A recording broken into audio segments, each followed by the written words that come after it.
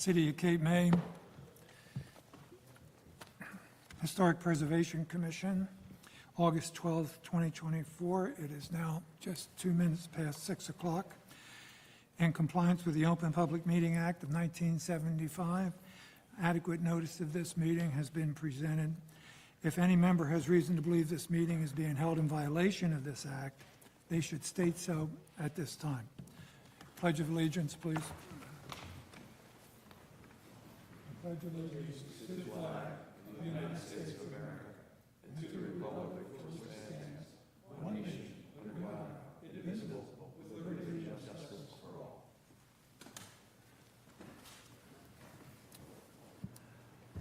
Roll call, please. Mr. Copeland. Here. Mr. Carroll. Here. Mr. Becker. Here. Mr. Stevenson. Here. Mr. Testa. Here. Ms. Pisagno may be late. She may come. Ms. Wilson-Stridick is absent. Mr. Johnson? Thank you. Mr. Hammerin? Thank you.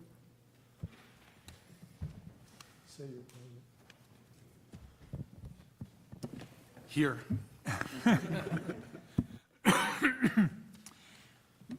Minutes, July 15th, 2024. You've had a chance to look at those. Do I have a motion to approve those minutes? So moved. I second. By Mr. Carroll. Mr. Copeland? Yes. Mr. Carroll? Yes. Mr. Becker? Yes. Mr. Stevenson? Yes. Mr. Testa? Yes. Mr. Johnson? Yes. Mr. Hammerin? Thank you. Resolutions. Excuse me. Madison Cape May, Re LLC, 1025 Beach Avenue, Block 1095, lots 8 through 13. Resolution 2024-25. Lord, 1239 New York Avenue, Block 1132, Lot 27. Resolution 2024-26.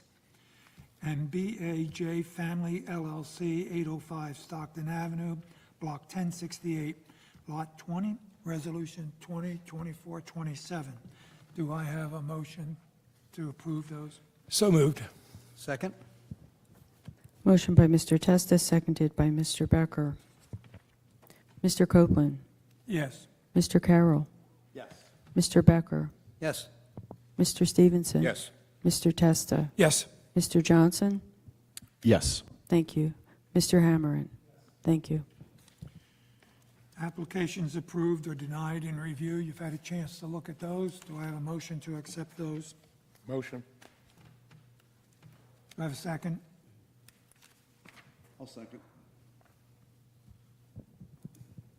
Motion by Mr. Stevenson, seconded by Mr. Carroll. Mr. Copeland? Yes. Mr. Carroll? I recuse myself on City of Cape May, 1048 Washington Street, key contributing for the condenser. Thank you. And Mr. Becker? I also recuse myself for the same project, but otherwise, yes. Thank you.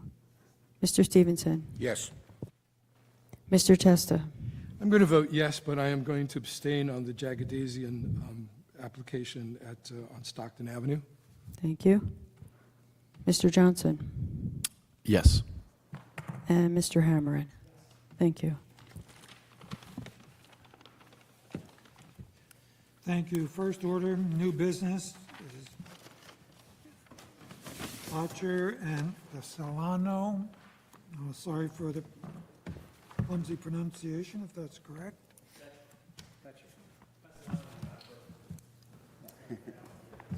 I thought the Pesolano was easy to do.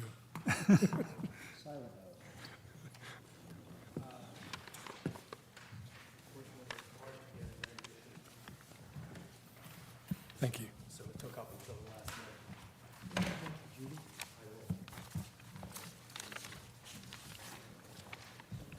You?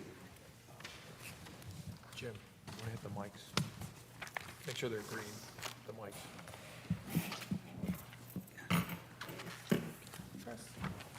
Thank you.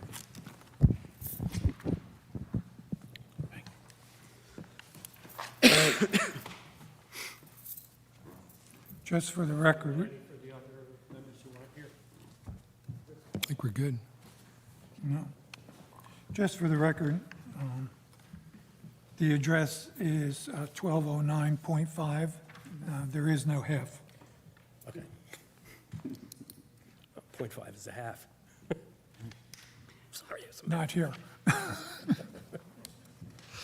Okay, so introduce yourselves, your relationship to the property, and what you want to do. My name is Mitch Betcher. I lived at 1209 Lafayette Street. We subdivided Please talk 1209. into the mic. 1209.5, and we are going to build a 1,900 square foot property. My wife, Gay Pesolano. Jim McAfee from McAfee Architects, the architect. Okay. Take it away. okay, so as I said, we subdivided this lot. The site plan is in the packet. It is a 1,900 square foot house. We tried to make it appear like other properties on the block. Tried to make it have the Cape May appeal that we think you guys are after.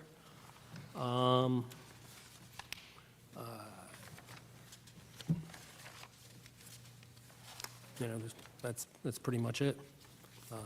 I brought along a rendition that shows it in the streetscape. Do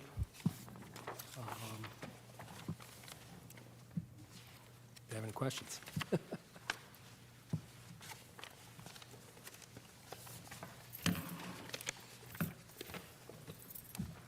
Page is the one that I did already. Like, you could point that out, too.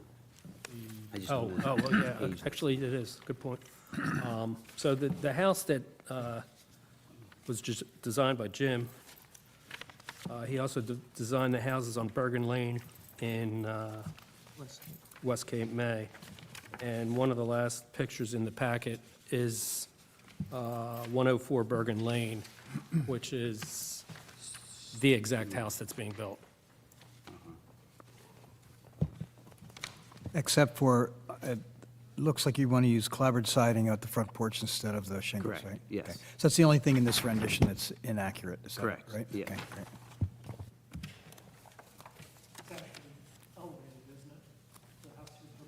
Yes. In comparison, yes, to the In one comparison to this, that's yeah, in it's- the photo. Mitch, which of the hardy plank sidings are you planning on using? I think there a- you did circle, there you go. There is a, I don't know which page it is, but a select cedar mill finish.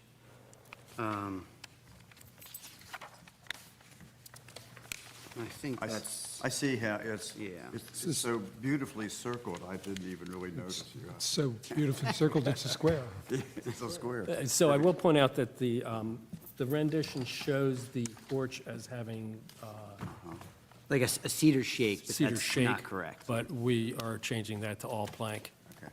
After we saw the rendition, we thought that was Okay. ridiculous. We have been encouraging people to use the smooth hardy plank side where they're going to use it. The one with the fake grain of wood is just a little bit too fake to make it look realistic. Because when you look at real clapboard on most of the houses in town, many of them with a lot of coats of paint, but, you know, they are coming out with a nice smooth finish. So it won't have sort of the simulated look of trying to fool the eye and make it look like a rough cut. So would you be willing to change that over to the one that they call? Smooth. Smooth. Yeah, Okay. I don't have a problem with that. Does anybody think it should have the beaded on it? No. Because the first choice has a beaded bottom on it, which was used on some houses, but not really used much during the mission style period. That was pretty much just flat, so it looks like, I think we're looking at the smooth without the beaded bottom, Okay. Yeah, okay? that's it.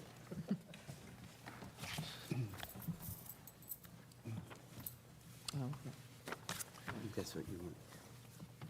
Any other questions about, we normally go around the room. This is pretty straightforward. So I would open it up to the commission. Does anyone else have any comments? I think the streetscape photos show that this fits very, very well in with the streetscape, so you'll certainly be looking consistent with the neighborhood. And other than being specific about the siding, I think that you're using all modern materials for a new house, so we very much New house. agree that that's what should go on it, right? So, no, I think it's really nice design. You're not proposing shutters on any of the windows, are you? No. Okay. So really, very well done submission. So I would therefore move that we approve this with the one change that the siding be smooth as opposed to the cedar mill. Yeah, I'll second that motion. Motion by Mr. Becker, seconded by Mr. Testa. Mr. Copeland? Yes. Mr. Carroll? Yes. Mr. Becker? Yes. Mr. Stevenson? Yes. Mr. Testa? Yes. Mr. Johnson? Yes. Mr. Hammerin? Thank you. Thank you. Thank you. Thank you. You. You need something else?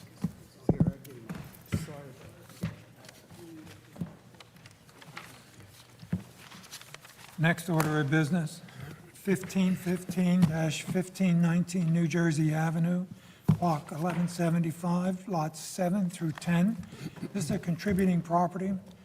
We're going to talk about roofing, siding, windows, doors, fence, railing, shower enclosure, walkway, lighting, and awnings.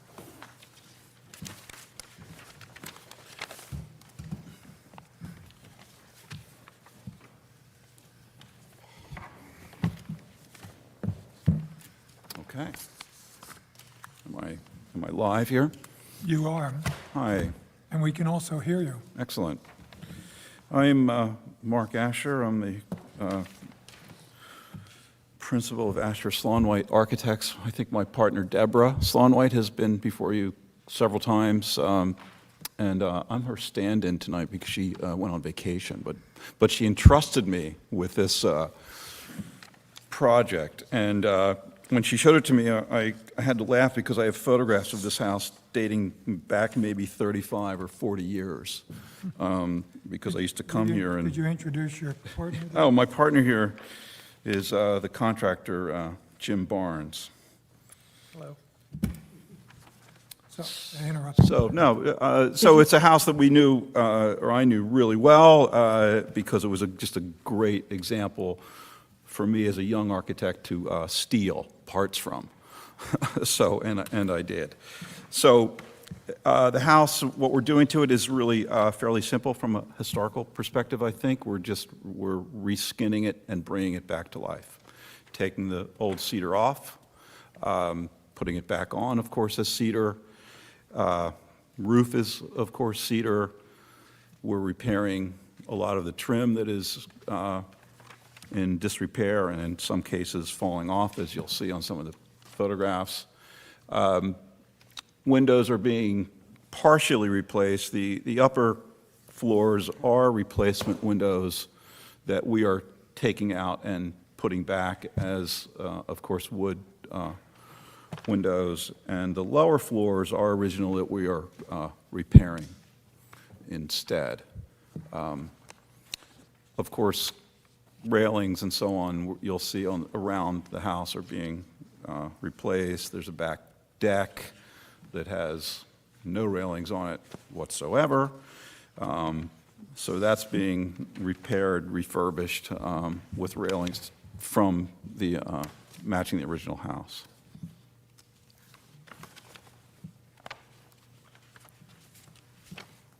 The front porch is being repaired. The steps are coming off and being replaced. There's the concrete walkway leading to those stairs is coming up and being replaced with a brick and bluestone material. There's a beautiful little outbuilding here that is also being repaired. Windows doors, and so on, siding.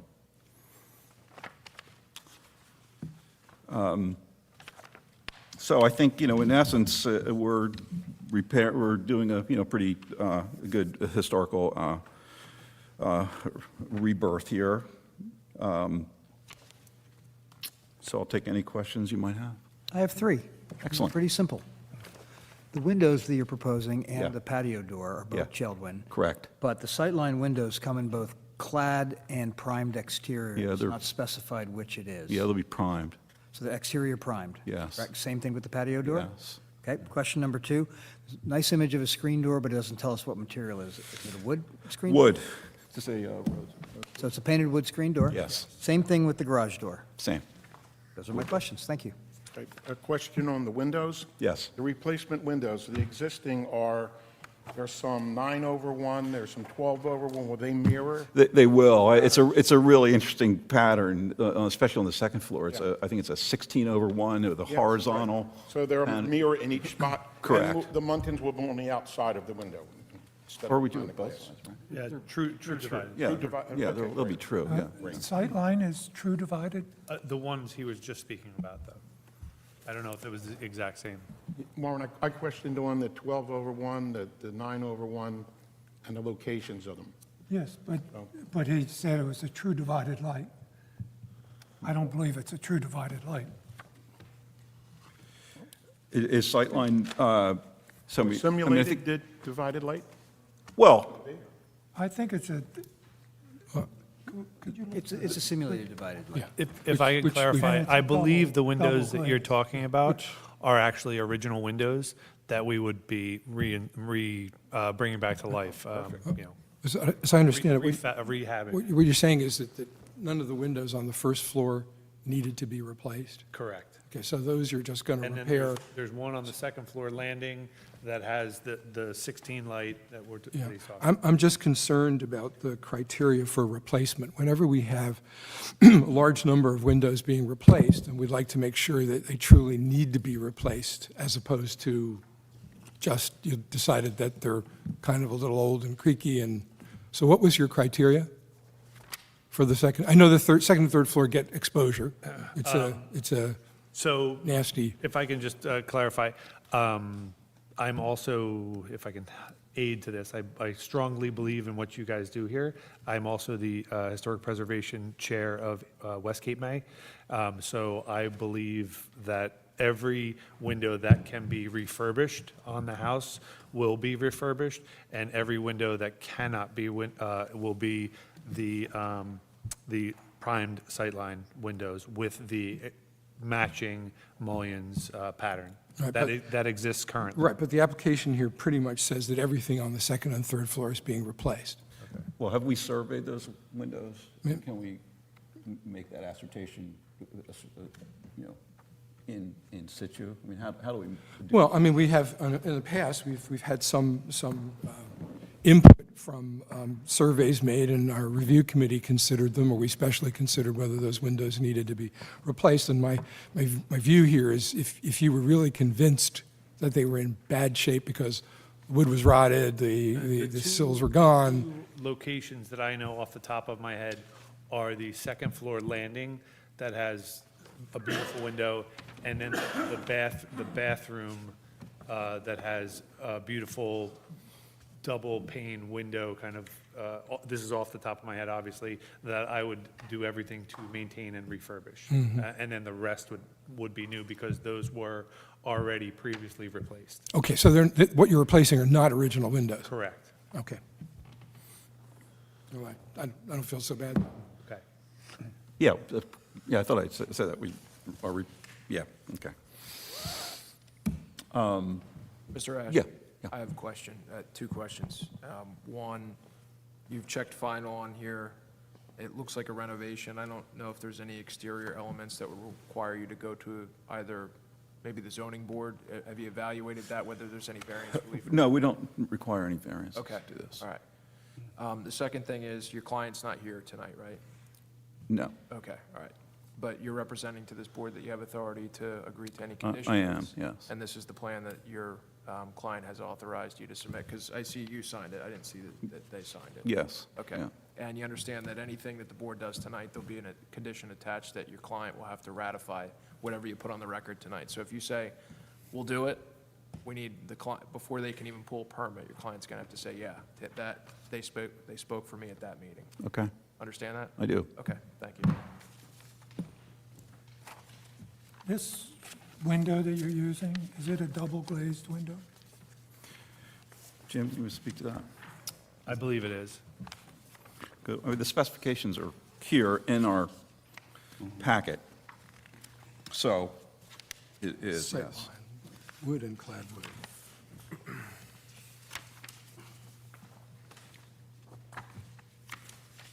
Well, but not quite, because Geldwin's sightline, they make both exterior primed and a wood clad. So we just need to make sure that you're using the exterior. That's why I asked the question. Right. Because the specs you submitted don't specify. Don't that. specify the glass? Well, neither the lights nor the exterior Well, primed. well, can we stipulate that we're matching the light pattern? Yes, that's absolutely. Existing? Yes, and we can approve it based Yes. upon your commitment to do that. The windows, the very top windows in the front, Yeah, it appears to be a 9/1. correct. And I don't see where Geldwin offers a 9/1. Well, that's the window we're going to use. I mean, we're going to make the mullion pattern whatever, it's a custom window to fit that 9/. I mean, I don't think there's anything unusual about a 9/1 window. And the same is true, especially as we said about the second floor windows, which are a really unusual pattern. Well, I guess I'm going to need more information. This is the pattern that's available with the Geldwin sight lines. Right. Well, that's their catalog window. And we're going to, this is a historic renovation, so we're going to make this pattern match what's here. So it's not a standard pattern. So you're saying that some of your windows are going to be custom-made by Geldwin in the Sightline version, and they will do that? Yeah. I guess that's what he's saying. Going to be custom-made. I mean, we certainly have to follow the mullion pattern that's on this house. And the mullion pattern is going to be on the outside of the glass? This, I don't know. I would typically think it's on both sides, but Jim, you want to speak to that? Since you know this I haven't better worked than I with, do. I haven't worked with Sightline before, but the intent would be to have it as a true divided light or the mullion pattern on the exterior at minimum. What you're saying is what Geldwin uses is a simulated divided light, which has both an interior and exterior component and a divider between the Right. the two layers of Right. glass. That's a simulated divided light. And are you agreeing to that? Well, that's what I would. Or a true divided light, Yeah, one or yeah, the yeah. other, yeah. True or simulated, yeah. It has to be on both sides. Right. And I just wanted to say, too, Yeah. that a snap-in grill, of course, is not appropriate ever. I don't, Correct. what's Yeah, I don't what's a think- snap-in grill? I don't know. Yeah. Some people use them. I think we're going to need more detail on that window in our motion, because that should come before the review committee. Yeah, I think that makes sense. Well, can it be, I'm not sure how this works. I mean, it's stipulated as such, and the window is submitted, and that's the basic. Yes. We can pass it, we can raise a motion, and I will do so if it's time. I have a little bit more. Okay, never mind. But yes, you can bring before our review committee on Tuesday mornings, we meet every Tuesday except for Right. tomorrow, the cut sheets that you're proposing for the windows, at which point we can approve your submission.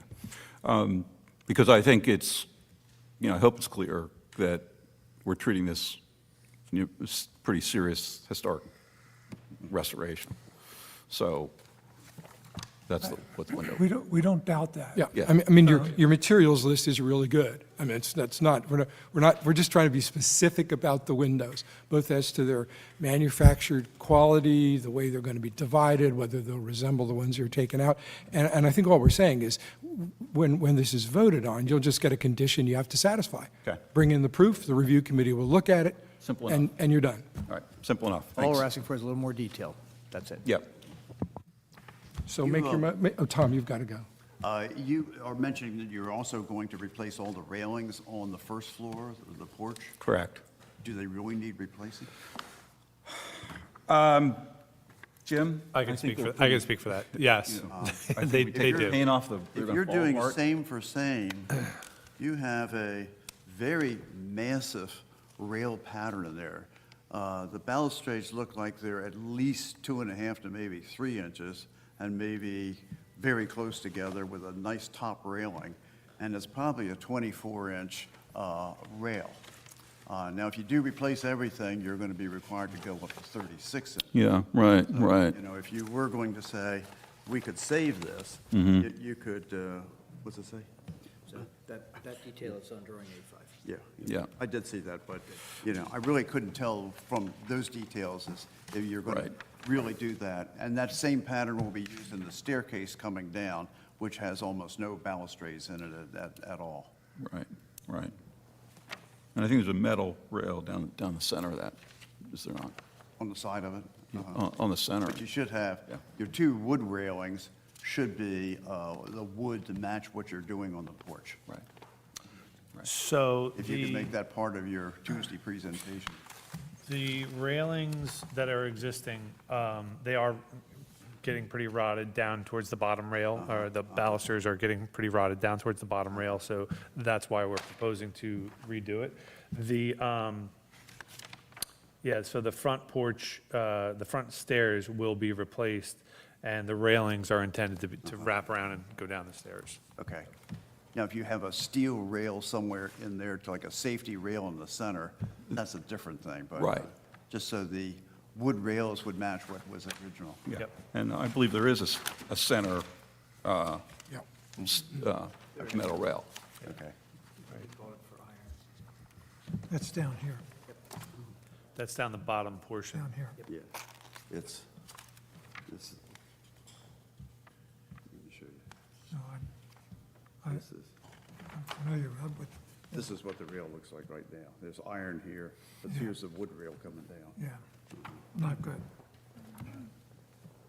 Right, and that's what we're all in agreement. I didn't hear what you said, I'm sorry. The rail coming down on the steps, the front steps. Yeah. Going to match the railing around the porch, And I can see that coming as condition number 2, Yes. right? when John makes his motion. Okay, are we ready? Ready? Yeah, So I would move to approve this application with the following caveats, that the Geldwin windows and patio doors, the screen door and garage door, all be wood, non-clad materials. Second, that the windows, mullion pattern, and true or simulated divided light cut sheets will be presented to our review committee for approval. And third, verify that the wood and iron railing details match existing, Okay, and present that also to our review committee for approval. okay. And knowing that those are conditions and not caveats, I'll second the motion. Oh, excuse me. Those are conditions. All right, so, Motion by Mr. Becker, seconded by Mr. Testa. Mr. Copeland? yes, Mr. Carroll? Yes. Mr. Becker? Yes. Mr. Stevenson? Yes. Mr. Testa? yes. Mr. Johnson? Yes. Mr. Hammerin? Thank you. Thank you. Thank you. thank you. Next order of business is Jordan, 911 Corgi, Block 1093, Lot 16. This is a non-contributing building. Second floor, rear addition, elevation, siding, windows, steps, deck. I have to recuse myself from this one. Okay.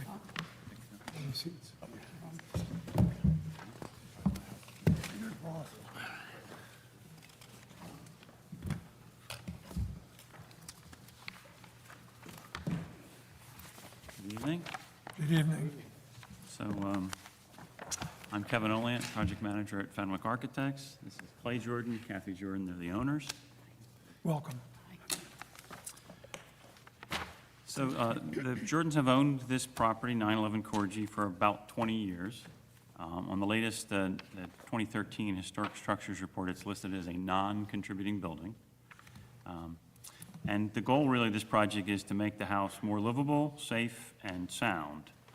First thing they're going to do is lift the house to the new current flood regulations, is about 2 feet. They're going to level and reinforce the structure because there's some sagging floors.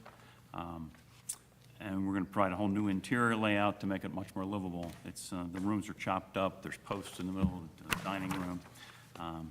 Provide all new wiring and plumbing so that it's safe, meets current codes. And on the exterior, we're going to replace all the asbestos siding. We're proposing to do that with cement board siding, smooth. I agree with you. And we're going to replace the windows. The new windows proposed are 2/1 windows. And there's some places where we're going to reconfigure the window locations for the new floor plan. On the left side, you'll see if you look at the survey that the front of the house is less, it's a couple inches from the property line, so we're going to make that a fire-rated wall to improve the fire safety.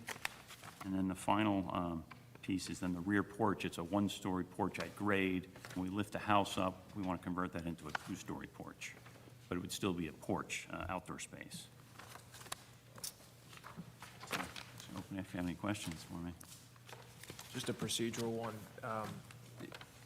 Raising it within the footprint, do you anticipate having to go to the board at all for any relief?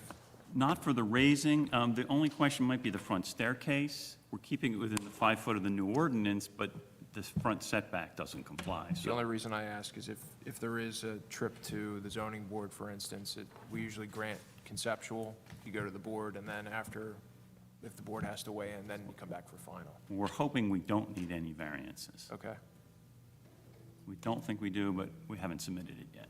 okay.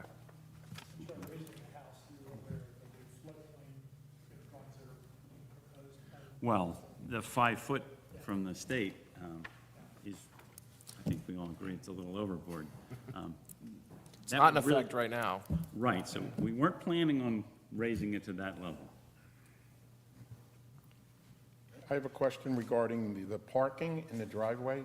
Yes. You show 3 parking spaces, and the one closest to the street, the Corgi Street, it would be in front of the property, the front line of the house? Well, yes, you don't have to park. There's enough parking that you don't have to park in the front yard. Those could be pushed back. But, I mean, even a suggestion was maybe to relocate or do something with that HVAC platform so you could push the car Oh, you can parking still back. pass that.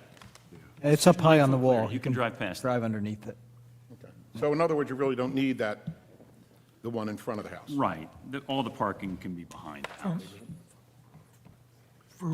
For code reasons, this house only requires 2 parking spaces?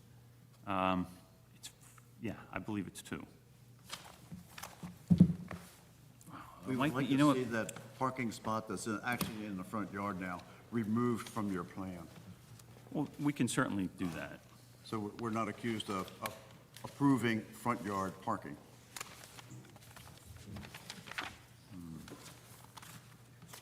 And if you are required for 3, you do have the room. Yeah, there's plenty of room. You could park in With 4 cars 8 entirely foot there, behind. you can get back on the pavers. If you- We're required 2.5 spaces. You round down for RSIS, so it's really only 2. Yeah.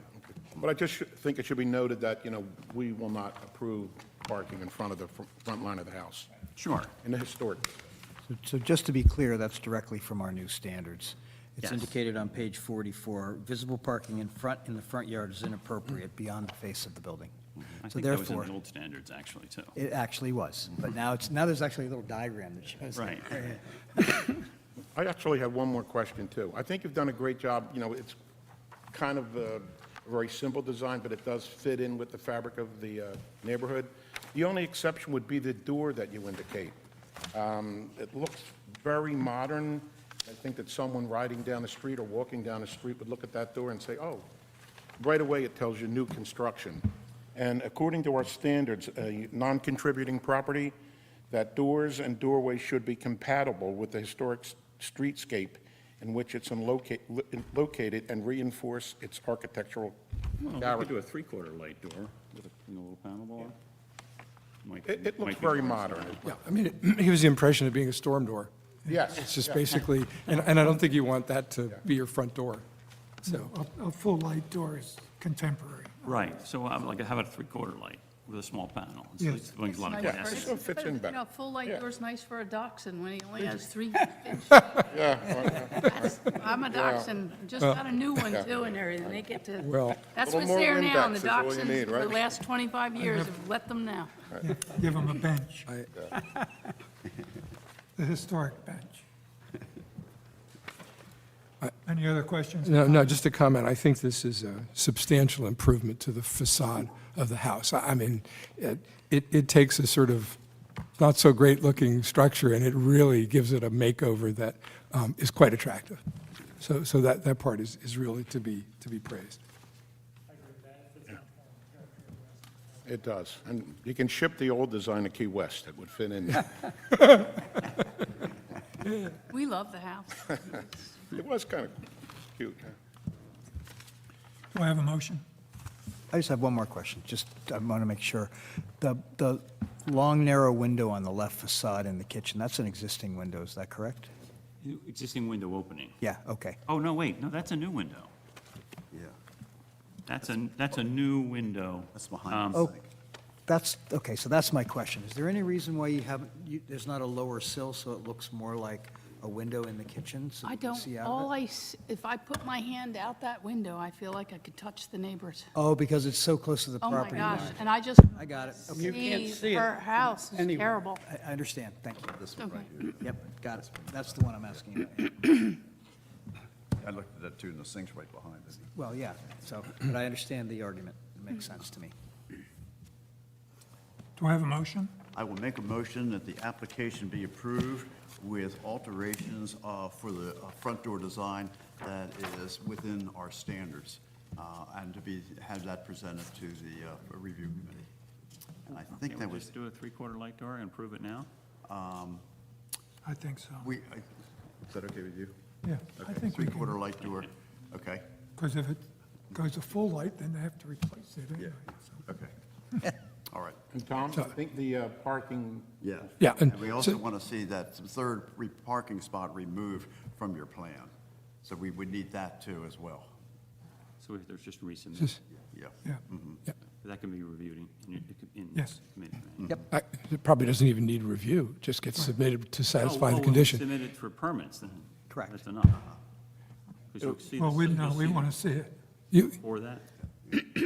Yeah, just revised plans showing the three-quarter light door, front door, and the elimination of that third parking space beyond the front facade. Okay. And you can just, Come back to you can just You don't have to come back resubmit, to the board, but submit, resubmit. yeah, for approval and you review. can resubmit that to Judy, and then we'll review it. How many and review. copies? and there is the aspect that if you do wind up having to go to another board, the nature of this approval probably won't be considered as final, because we don't know what the other board's going to say or do. It's not going to be all for naught. If you end up having to go to the board, you're going to have the benefit of the HPC's feedback. But we condition that they may come up with some condition or comment that would require alteration of your plans that we haven't thought of because we're not looking at it for zoning purposes. Okay. Yes? Is a motion made? Do we have a second? Second. Motion by Mr. Carroll, seconded by Mr. Becker. Mr. Copeland? Yes. Mr. Carroll? Yes. Mr. Becker? Yes. Mr. Stevenson? Yes. Mr. Testa? Yes. Mr. Hammerin? Thank you. All right, thank you. We'll Thank you. resubmit. Very nice job. Thank you. Yes, nice work, thanks. Next order of business is Cole Hauer, 298 Windsor Avenue, Block 1023, lots 3 and 4. This is a contributing two-story addition, expanded deck and a patio.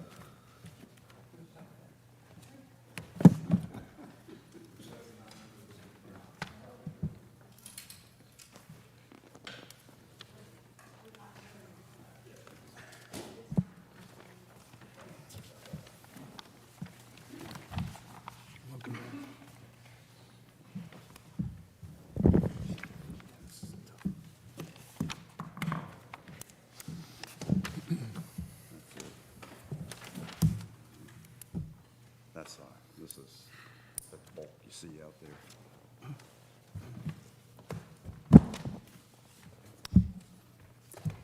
Good evening. My name is Paul Kiss. I'm with OSK Design Partners, the project architect for John Kohlhauer, who is to my right. I'm glad we weren't first because you pointed out a number of things that I'll point out in my presentation. But first, I think if John could give a little background on why we're doing this project and the history of the property. Well, I guess I need the microphone here. Yep. I guess since I was 6 months old, I've been spending every summer or portions of every summer here in Cape May. And in 1989, my mother, Doris Barger, purchased this house on Windsor Avenue. And about 12 or 13 years later, and I think it was 2002, she moved down to 1428 New Jersey Avenue and put the house up for sale. And of course, my wife and I had to buy it because we knew basically what great condition the house was in. So we've, excuse me a second. So we've owned it ever since. And now, as we're sort of aging out, my wife and I would like to spend our, excuse me a minute, I've got a horse in there. We'd like to spend our retirement years here in Cape May. And I made my wife 2 or 3 promises. I told her, number one, we would change out the windows because they were always rattling and they were always a problem, which we just did this past summer. And by the way, we used the Geldwin all-wood, non-clad windows, and I'm really glad we did because they're fabulous, fabulous. And the second promise I made is we would get her a real kitchen, because the kitchen that's in there now is really not very functional. And then the third thing is we would like to have a master bedroom suite above the kitchen. So they're the 3 promises that I've made my wife that I'd like to entice her to come down to Cape May for the rest of our retirement years. We can't vote on your promises.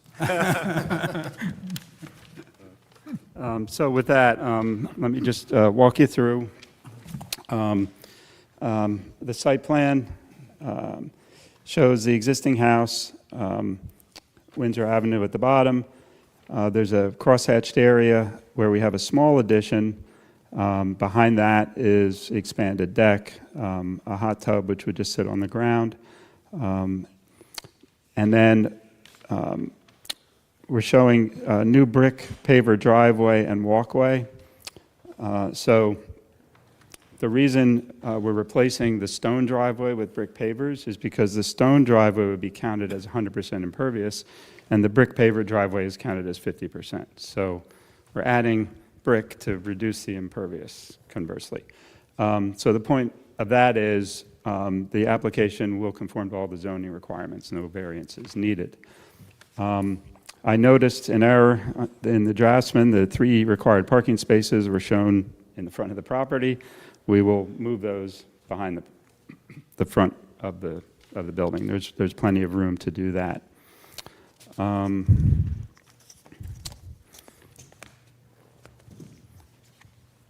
The idea was to minimize the amount of addition and utilize existing footprint. So there is a 1-story section of the building on the left. We were pushing an existing bedroom over top of that to create a hallway to put the addition over top of the kitchen. The kitchen is just 1 row of cabinets with a small eating area, a washer, dryer, a whole bunch of stuff thrown in that doesn't really work too well. So we're just expanding that area in the back of the house and putting the new master suite and laundry facilities up above that. Conceptually, there really is no change in the front of the house. We're not proposing anything new. The windows were approved at some point by the HPC committee. I'm not sure when, but Last year. Last year. And so the new windows will be the same exact specification. I didn't submit that with the packet, but I can certainly submit the specifics.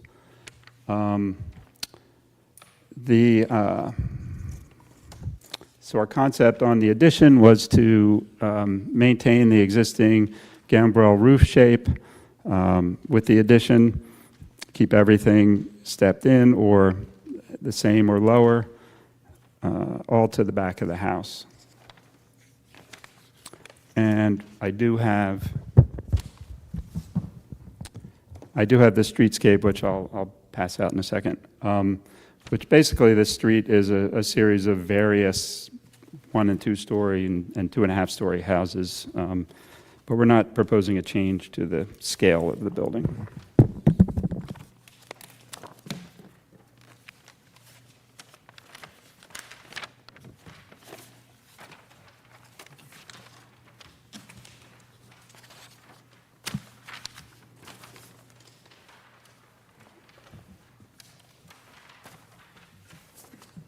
Thank you. Mr. Kiss, while you're passing that out, do you anticipate that this may have to go to zoning at all? It will not. Okay. We will make sure of that. And as proposed, we will require it. Okay, thank you.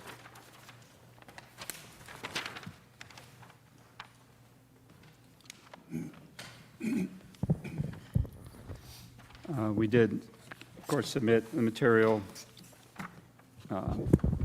cuts with the application, all cedar or otherwise natural painted materials. And I think that's it. Is any of this work going to be changing the trim and shutters around the windows? No, there's no proposal to change those. Okay. If you are ever thinking of changing the shutters, we do encourage and now require that the shutters be half the width of the window, and they mount on the frame of the window to simulate that if closed, that they would come together and you then see the outside frame. And we can't make you do that if you're not changing anything on it, but maybe next time you paint the house or something like that, you could reposition those a little bit to look. I know what you're talking about. Okay. Yep. And I have to say, John is a good friend, and I would not let him replace the shutters other than that way. So it's Paul, correct? Yes. So I think you've done a very sensitive job here. However, there are a couple of things that I think we need to address. So I would like to refer directly to our standards on page 54 about additions. So in some ways, the back and the left side gambrel forms compete, I think, too much with the original historical form. So I would like to read specifically why I'm saying that. Additions, this is directly from our standard, additions should always be subordinate and not compete visually with the original building. The roof height of the side or rear addition should be at a lower elevation than that of the existing building. It goes on to say, it is important to avoid designs that unify it and the volume of the proposed addition into a single architectural whole. The proposed addition should feature simplified architectural features that complement but do not duplicate those of the existing building. I think you've got a really easy solution here. I think if you just took away the two gambrel forms, which are basically almost a stick-on anyway, you'd be fine. That's my opinion. It actually makes things simpler and less expensive. It is in the back of the house. Except that they're exactly the same height, and there's two of them. Well, no, the height, Yeah. I agree with you. The height, But look at the gambrels. It's basically almost a paste-on to a simple gable roof. So if you remove the gambrel forms, I think you'd be fine. but once again, if you reduce the ridge and the applicant wants to have that style, it's not visible from the front or the side yard. So Well, isn't this? your point's well taken, but I think we could work with John, the applicant. what are the two gambrels? I see the one on the right. Talking about the one on the left? So the addition is in the back corner. On the left side and the rear side are essentially two identical elevations with the gambrel form. I actually would be fine with it if it were subordinate. So, for example, the other option would be simply to reduce the ridge height a foot or so. So I thought about that. Yeah. If you take this feature away, and it is added on. The wall in the original is the same Yeah. plane. But if you take that away, you end up with a box, and Pretty massive. a big box. Yep. Which would be much less attractive. I could definitely see changing the proportion of that to make it subordinate to the main ridge. I guess the question would be, how much is enough? Well, I think that's at your discretion as the designer, but I think that it needs to at least be, I would say, consistent with the intention of this standard, that it actually appears subordinate. And if, for example, if that ridge height dropped, I don't know, 1.5 feet, 2 feet, it would probably easily be subordinate. Yeah. And I would echo that. I think 2 feet, maybe a little bit less, would satisfy the standard. Yep.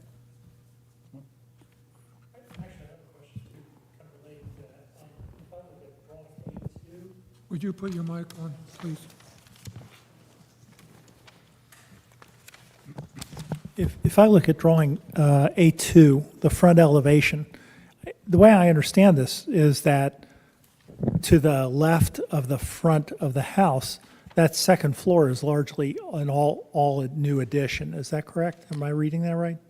This portion here is new addition, yes. Is a new addition, that's Yes. right. So with the roof above it, right? Yes. Because the south side of Windsor, the pieces you just gave us, you show the project site, that shows that, and it's a one-story bump out now. So you're adding a second story onto that.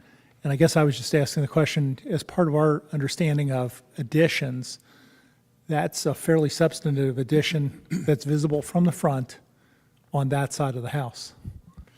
Is that I mean, not? my reaction was that, yes, it bumps out, but it's also back.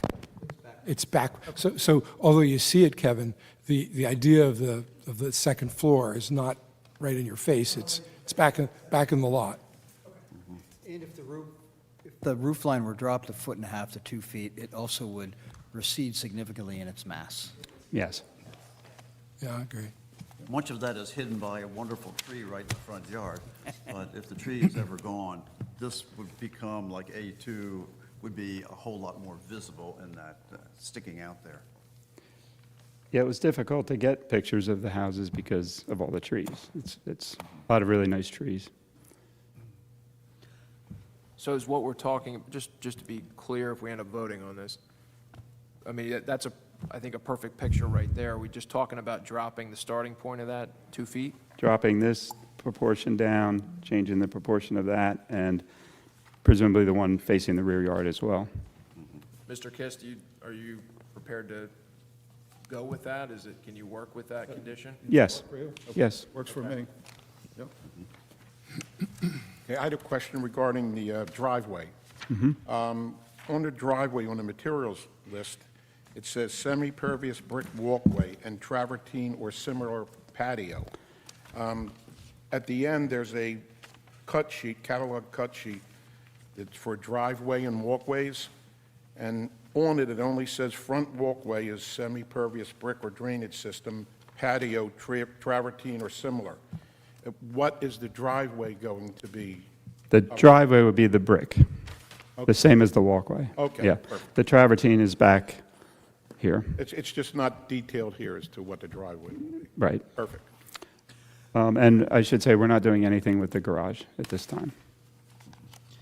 So the only other comment I have is, and I think you've already addressed it, but I just want to be sure, because your submission actually calls for wood-clad windows, and I don't think that's what you're intending, even though your cut sheets. I'm going to use the exact same Jeld-Wen wood non-clad. Okay. Yeah. Well, we need to verify that in our motion, because your submission says wood-clad. Oh, okay. Okay, But and I that's just the- want to also make sure the same thing is true for the Anderson French wood door, because the Anderson A-Series gliding You're doors talking about the come. sliding door. Yeah, Yeah. that A-Series door comes both in clad and unclad. We want to make sure that it's the unclad version. Just I'm all just in because it favor- says French wood doesn't mean it Right. necessarily I'm comes all in as favor wood. of the non-clad. I love the look of the wood. so- In fact, I believe that the French The French wood is in fact the clad version. So just, we want to make sure that neither that door nor the windows are clad, that they're exterior primed wood. That's my intention, yeah, yep. Completely understood, and we'll submit the proper catalog cuts. Okay. Other questions or observations? Do I have a motion? Can we send this to the review committee for a final? A revised plan to show. Yeah, the revised plan. but Plans and We want to have a elevations. resolution on tonight's work. So if you want to see the plan, Well, if you give it final, you're still going to have them come back to the review committee with those Well, changes. it can be approved final, but submission to the review committee of the final plans that satisfy the conditions. And nothing's preventing them from submitting that, toot sweet before the resolution, so it just means that they met the condition earlier. Okay, I'll attempt a motion. I would So bold of you, John. I'll move to approve this based upon the following conditions. Voila. And the first is that a reduced ridge height for the addition be submitted for review by the review committee, and that the windows and doors be exterior primed and not clad. And the roof line will be dropped 2 feet. Somewhere between 1.5 feet and 2 feet. Okay, so you want to leave some room in there? Yes, Okay, but as long as. because it might be a proportional issue that Paul has to deal with. Okay. Yeah. Also, just to say in fact that the driveway will be red brick like the wall. And that the driveway will be red brick paved. I'll second that.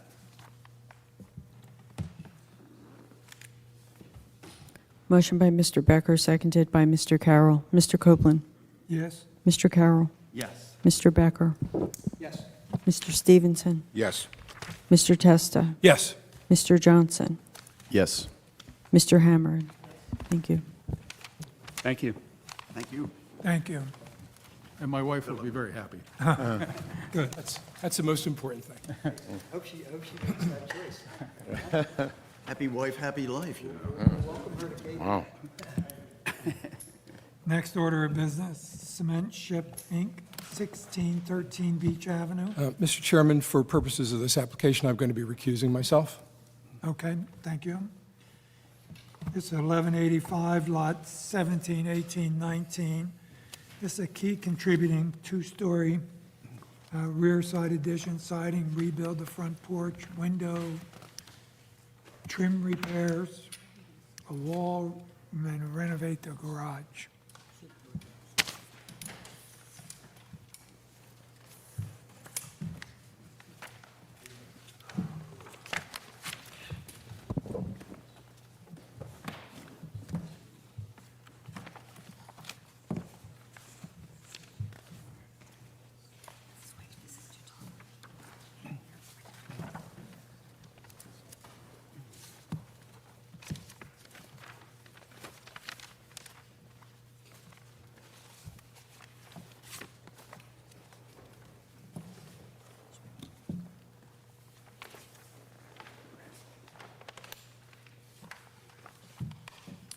Okay, All right, good evening, everyone. I'm Dave Schultz. I'm a partner in DAS Architects. I'd like to introduce you to Margaret and Hunter Cochran, who are my clients. They own the property. I do have some boards that are an abridged version of what's in the package, so maybe that'll help speed it up a little bit. yes, fine.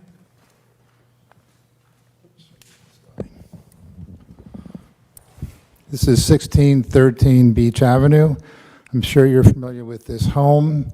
It's a beautiful historic home built in 1912, considered to be colonial revival with some craftsman style enhancements.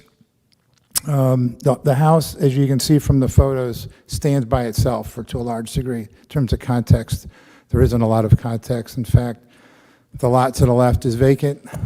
They have 2 lots on this property, so there's a good deal of space to the right. And then east of that is the newer condo complex. So I've always looked at this house and I always felt like it was by itself, almost on an island. Just a few things about the house. Our intent is to renovate the house. We're going to take the siding and re-side it with white cedar shake so it matches the existing cedar. We're going to patch, repair windows, trim, all the existing doors. That's our intent, to patch and repair. With the addition, there'd be new wood windows, similar and according to your guidelines. This front porch is new. That was destroyed in the floods or the storms in the 60s, 62. And you can probably see it's concrete block, exposed. The lattice work is very, very unacceptable. The railings are light. They're not the heavy railings that you look for. So there's a lot of things that we want to rebuild. So we want to rebuild the front porch per our plan, so it's more in keeping with the original style in terms of quality, craftsmanship, and proportion. This is looking straight on the house. It's a 3-story house. And then on the rear side of the house, it drops down to 2 stories. We are proposing an addition to the rear of the house, which I'm sure you've seen, that's 2 stories, except to the right side of the addition, it's 1 story. And I'll take you through all that. Just a couple of questions, maybe questions. There's a bay window on the right side of the house that we've been talking about. When we met, we talked about, was that originally a single light window, or would that have been a double hung window? We're not sure. This doesn't look quite right to us now, so we're open to suggestions on how to treat that. On the rear of the house, which will be pretty much covered up by the addition, there's this very narrow 1 room, it's 1 room. On the first floor, it's the kitchen. On the second floor, it's a very small little bedroom. So that will be coming off as part of our addition. There's also this very odd stair. If you could see that stair enclosure that kind of goes up and on top of the roof, it looks like it was an add-on, but it's hard to imagine it was, because the stair inside looks original. But it does look unattractive. So that will be dealt with the addition as well.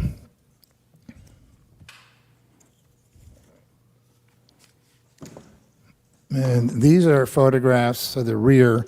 There's an existing garage that's same vintage as the original house, although you can see it's been altered. It looks like it's been altered in the 60s. The windows look modern. There's a lean-to carport that we'd like to take off, and we'd like to do our best to renovate this building so it looks more in keeping with the colonial revival style. New replacement windows, new cedar siding, and the trim would be patched and repaired. A new carriage garage door, which are all in the drawings. These are just additional views. In terms of the context and the streetscape, these were the images we used for our model to show you how this will look when it's done. This is our site plan. There are no zoning variances. We comply in all categories. The blue is the existing footprint of the house on the main level. This left porch is that beautiful sun porch that obviously will stay. This lighter blue represents the new front porch, which we're going to rebuild completely. The brown area to the rear is the scope of the footprint of the rear addition. And then over here on the right, where it's a lighter brown, that's 1 story. So this is a breakfast room, and then there's an open screen porch here. And this is just patio, so you don't really see that. And then in this blue area to the back is the garage. It's a small scale garage that says two cars, but I don't know if that's going to be possible. And there is a little studio space upstairs. So we'll show you a little more detail on that.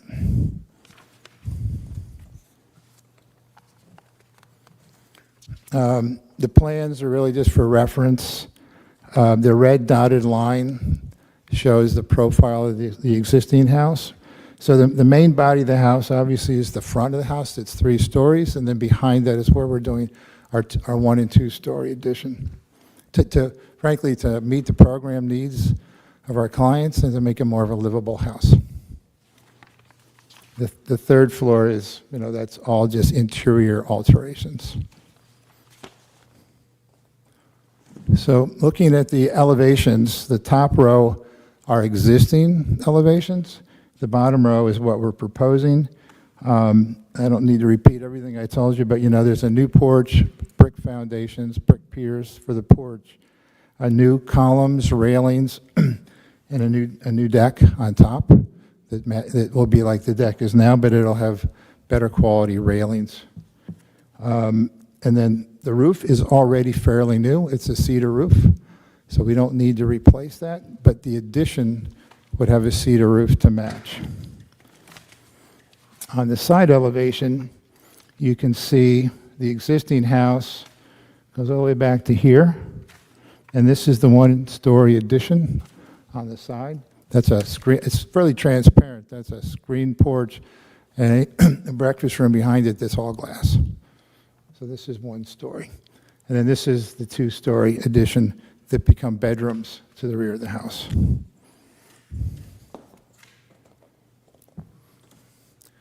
Let's see. This is the rear of the house looking straight on, so you can see in profile that stair enclosure. That's a little bit odd. So looking at the rear of the house, when the addition is done, this is what you'll see. It's a two-story addition, and this is the kitchen, or I'm sorry, the breakfast area. And then on the left side of the house, this is the main body of the house with the colonial revival details. Then we set back several feet, create an indent. That's going to be the new stair that will circulate through the house. And then this is the family room and bedrooms above. But that's two-story. And then there's a porch, a rear porch entry to the house.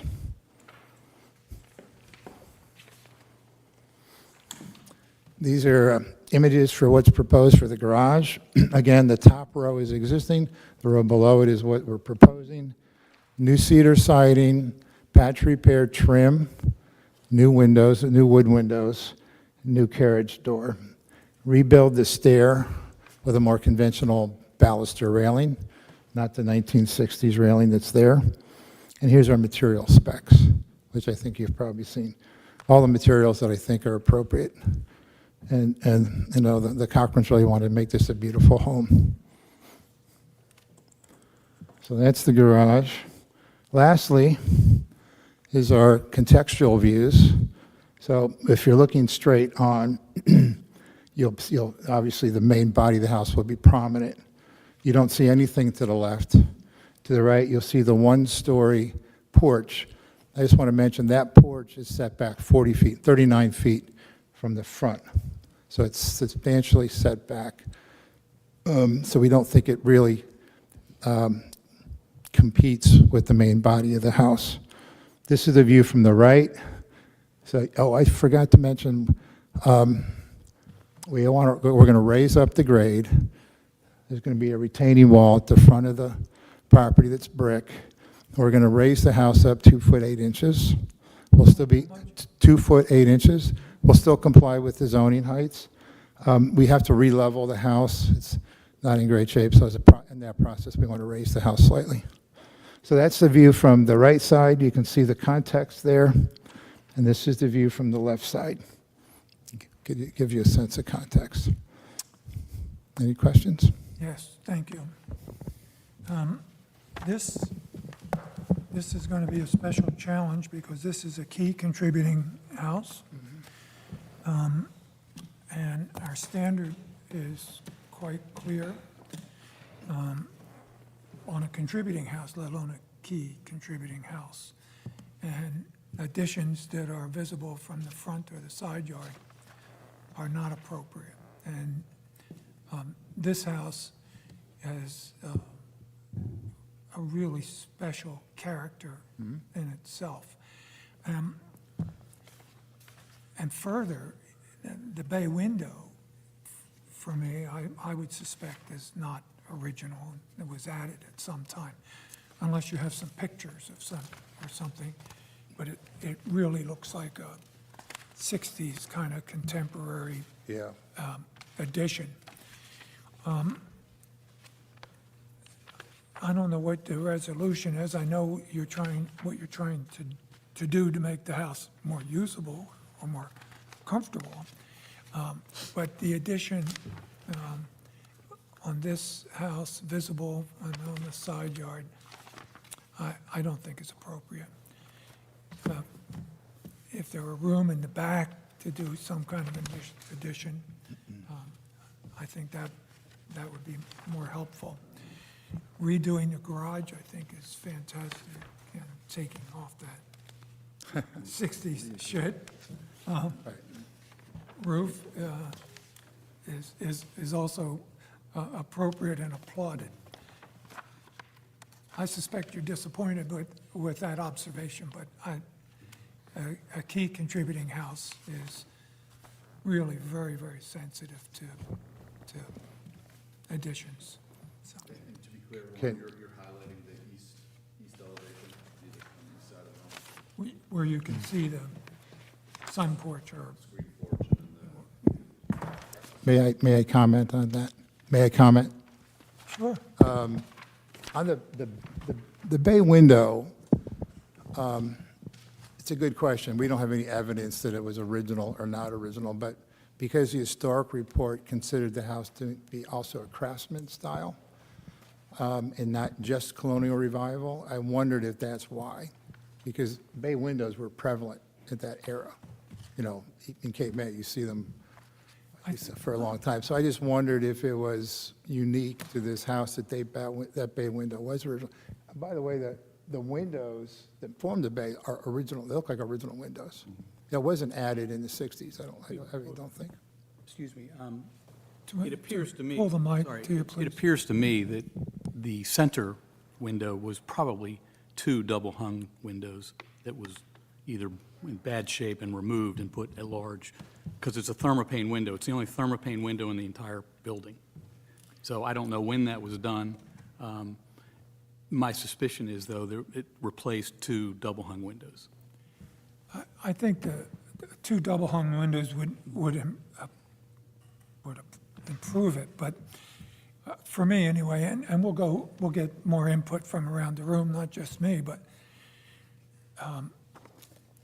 I think what makes that look like a contemporary addition is because it's bumped out on the first floor rather than carrying through to the roof. If you look at period houses with that kind of bump out, they're typical first and second floor. Yeah, the only thing I think that might mitigate that is the two outside windows on that bay are the exact same design and what's the name of that arch, Dave? Lancet arches. They're both Lancet arch in the upper sash. It seems odd to me that those came later added to that. It's possible, I don't know.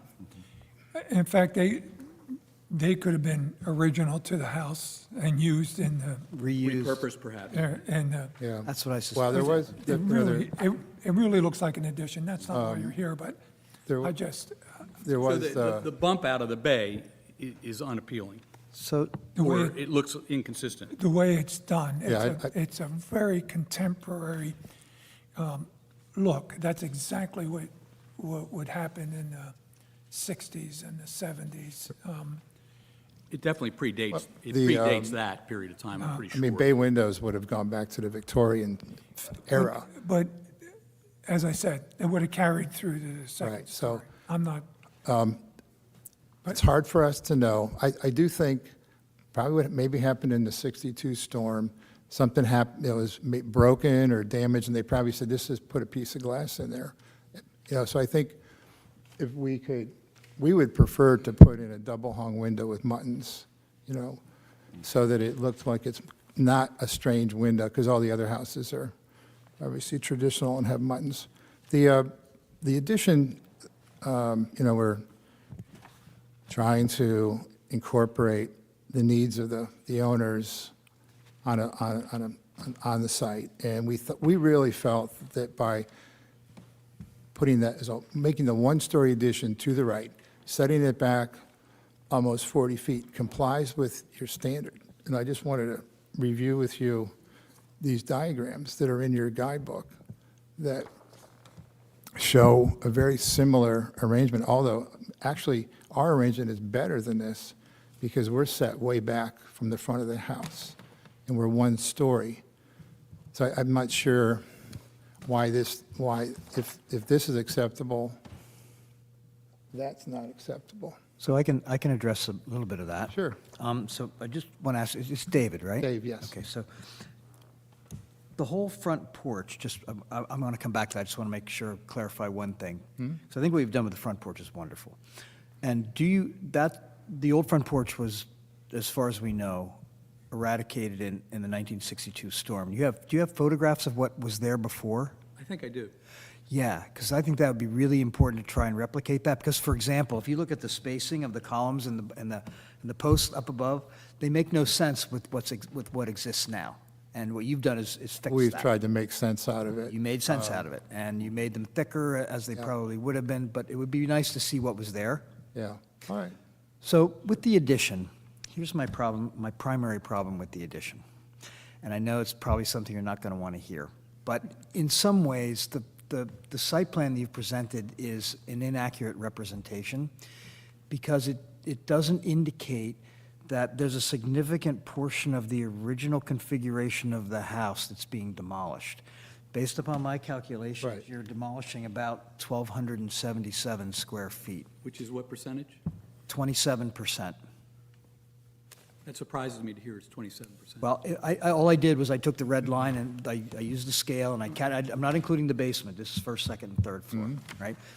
So, But that portion we're proposing to demolish is only 2 stories and is clearly, if you went through the house, are maids' quarters and maids' facilities for preparing. okay, then if there's not a third floor, because I only have 88 square feet calculated for the third floor There's based no, upon the red no line? change to the third floor. Nothing on the third floor? No. Then take 1277 and subtract 88. So it would be roughly 1290, let's just say, 1290 of 4696. So that drops the 27% down to maybe 24%. I can't do the math that quickly in my head. I have a calculator. That'd be great, man. But it's not insignificant. And the reason why it's not insignificant, my point being that in the historic survey, it actually states specifically that the footprint and roof lines of the building have not had any major alterations since the historic Sanborn map of 1912. So what that tells me is that you are proposing to demolish a significant portion of an historic structure that's key contributing, and there are 21, if I counted them correctly, lancet arch windows that are being vanquished. And if we allowed that to happen, it's highly likely that, Why are you saying they're vanquished? well, they're gone. They're not being replaced or reinstalled anywhere in the elevations that I saw. Why, we have to put windows in the new elevations. Where are they going to come from? I disagree with you. We maybe didn't put it in the plan that that's how we're going to do it, but trust me, those windows that are reusable will be reused. But they're not, you don't show that anywhere in any of the elevations. All I did was I just took the elevations and said, okay, if you're knocking down that whole addition, I just put pink marks on all the lancet arch windows that are gone. And there's 21 of them. So, And that's along the back, right? well, there's three. That is there's the three elevations. rear elevation, correct? Yeah, and there's 3 elevations where they're disappearing. So all I did was compared the new elevations, the proposed elevations to the existing, and in the proposed elevations, all the pink ones that are lancet arch windows are gone. Well, we would happily stipulate to put the same Lancet-style arch windows in the new openings. Fair enough, would you And we would repurpose the ones that are. you would reuse the repurposable. ones that are being removed? repurposable. Yeah, yes. Okay, well, your elevations don't show that. I understand that. Okay. Some of that, frankly, some of that detailing, we and the architects did not really delineate yet. We frankly didn't know, I didn't realize we needed to be that detail here at this presentation. Well, that's why we're having this discussion, is to make sure we're all on the same page. But I Understood. think my bigger concern is, our job is to try and make sure that none of the houses that are currently listed as contributing fall off that list. If they do, Cape May is in jeopardy of losing its National Historic Landmark District status. Therefore, that's the purpose of this body. I am very concerned that if what you are proposing actually gets approved, this house will no longer retain its historic contributing status, and it's a key contributing house. And that has me very concerned, mainly because you're knocking down over 20% of what was historic, and these 21 windows, which I now feel better about, by the way, but that's not depicted, so I didn't know that until now. That's my concern. The objective of the project is to sort of modernize the living space interior. Of course. Or, let's be clear, we will live in this house during the entire season. We generally come to Cape May. This is my 69th summer in Cape May. We generally come to Cape May at this stage of our life, starting more or less at Memorial Day and stay through the end of September. We live in the house the entire time. I'm not developing the house. I'm not planning to sell it. We will live in it until we're no longer coming to Cape May. Fair enough. So I would like to propose a couple things, because there's another concern I haven't even gotten to yet. And that is, if we subtract what's being demolished from the existing house, and we say that's how much is existing as an historical house, and then we take everything that you are adding to the house, the addition in square footage exceeds what exists. And our standards strictly prohibit that. That means the addition is actually bigger than the existing house. And I can show you in the standards where it says that the addition should be no bigger than the existing house. Now, the existing house, once you're demolishing it, right now, it's not bigger. But if you demolish 20% of it or more, that 1,200 square feet plus or minus, then now you fall into that category. But I do have a potential solution for you I would like to offer. So if you look at, and this also, I think, addresses our chairman's concern. If you look at that east elevation, the wall that's on the east elevation is contiguous with the front block of the house. Now, I know that it's just one room on those two floors, and it's got that god-awful stair, but my guess is you could probably keep that as almost like gravity. It's like, we have to keep this. If you chose to keep that and figured out, it's not an ideal world like your plans are now, but if that were gravity and you had to deal with it, you could probably figure out a way to create the space you need and make it more livable on the second floor. Are you talking about the east side or the west side? I'm talking about the east side. Okay. Yeah, so towards Poverty Beach. So if you're facing in front of the house, the right side of the house. The wall of the L-shaped house is contiguous with the right side wall of the front The block. two-story addition is contiguous with the eastern wall of the main body of the house. Bingo. And goes straight towards the rear of the Exactly, property. yep. So my guess is, if you were to take that as a given, that you couldn't mess with that. Maintain that right side wall. Yep. All right. We could probably, I would be willing to have a discussion about adding a porch to that side, because within our standards, there's ways you could do that I think would be acceptable, but just knocking that down and totally changing the massing and configuration of the existing historical house, specifically since it states that explicitly in the historic report, in my opinion, would not be appropriate. But I think that might be a good starting point for you guys. Okay, so you're suggesting maintain the existing eastern wall all the way to the rear. Maybe that whole block. That whole It's block. 14 feet wide, right? 14 feet It's, wide and 26 feet long, something like Yeah, that? it sounds about right. Yeah. It's long and skinny, yes. Long It's and very, it's really skinny. So, It doesn't work for living, but Well, but my guess is you've got a talented enough architect that could figure out how to make that work. without widening it? Well, you would have to add to the west side of it for certain. So okay, that's you're where I saying want there wouldn't be restrictions on the western side? I'm not worried about the west side so much. Your You can't eastern see that side from the is your- street. so you're saying if you maintain that wall. Yep. then If you put could- if you put it on the west side, it's not visible from Correct. the street or problem. the side yard. No, So, it's a much harder deal. I mean, I love starting with a blank piece of paper, too. You can design it any way you want. No, this But in is- some this is a ways, I would challenge. suggest this guy's probably good enough that you might even like it better, because it would still retain some of its, Okay. yeah. That's a good place to start. And you think that with that in mind, we could do the porch addition, sunroom addition on the right side? If properly configured and subordinate to Why- the massing of the house. no, on the right side, why would you do that when you could put it on the left side? Well, one of the reasons is because we have an extra 25-foot lot. Correct. On the eastern side. That's why. And, well, I get it. They purchased No. that lot for a reason. One being some buffers, but also to not be able to use it is sort of, I mean, that's it's not reasonable, is it? So I don't think it would be unreasonable to propose a subordinate porch on that. Now, my chairman may disagree with me, but that would be my All right, position. we're just trying to get a little bit Yeah. of a game plan here. So that's a direction that may work. You guys probably Now, want to I'm only one discuss that. voice up here, but yes. I understand, but we're just having a conversation. Yep. And then and then we could look to expand going west. And north, even, if you had to, as long as it was set back a little bit, right? Yeah, we're pretty far to the rear already. Okay. But I guess we could look at that. Yeah, because I really couldn't support a visible addition, even if it's 60 feet back. But At the all? way, I'm the sorry. way we're talking, though, is there is room on the west side. Yep, there is, Um, quite a bit.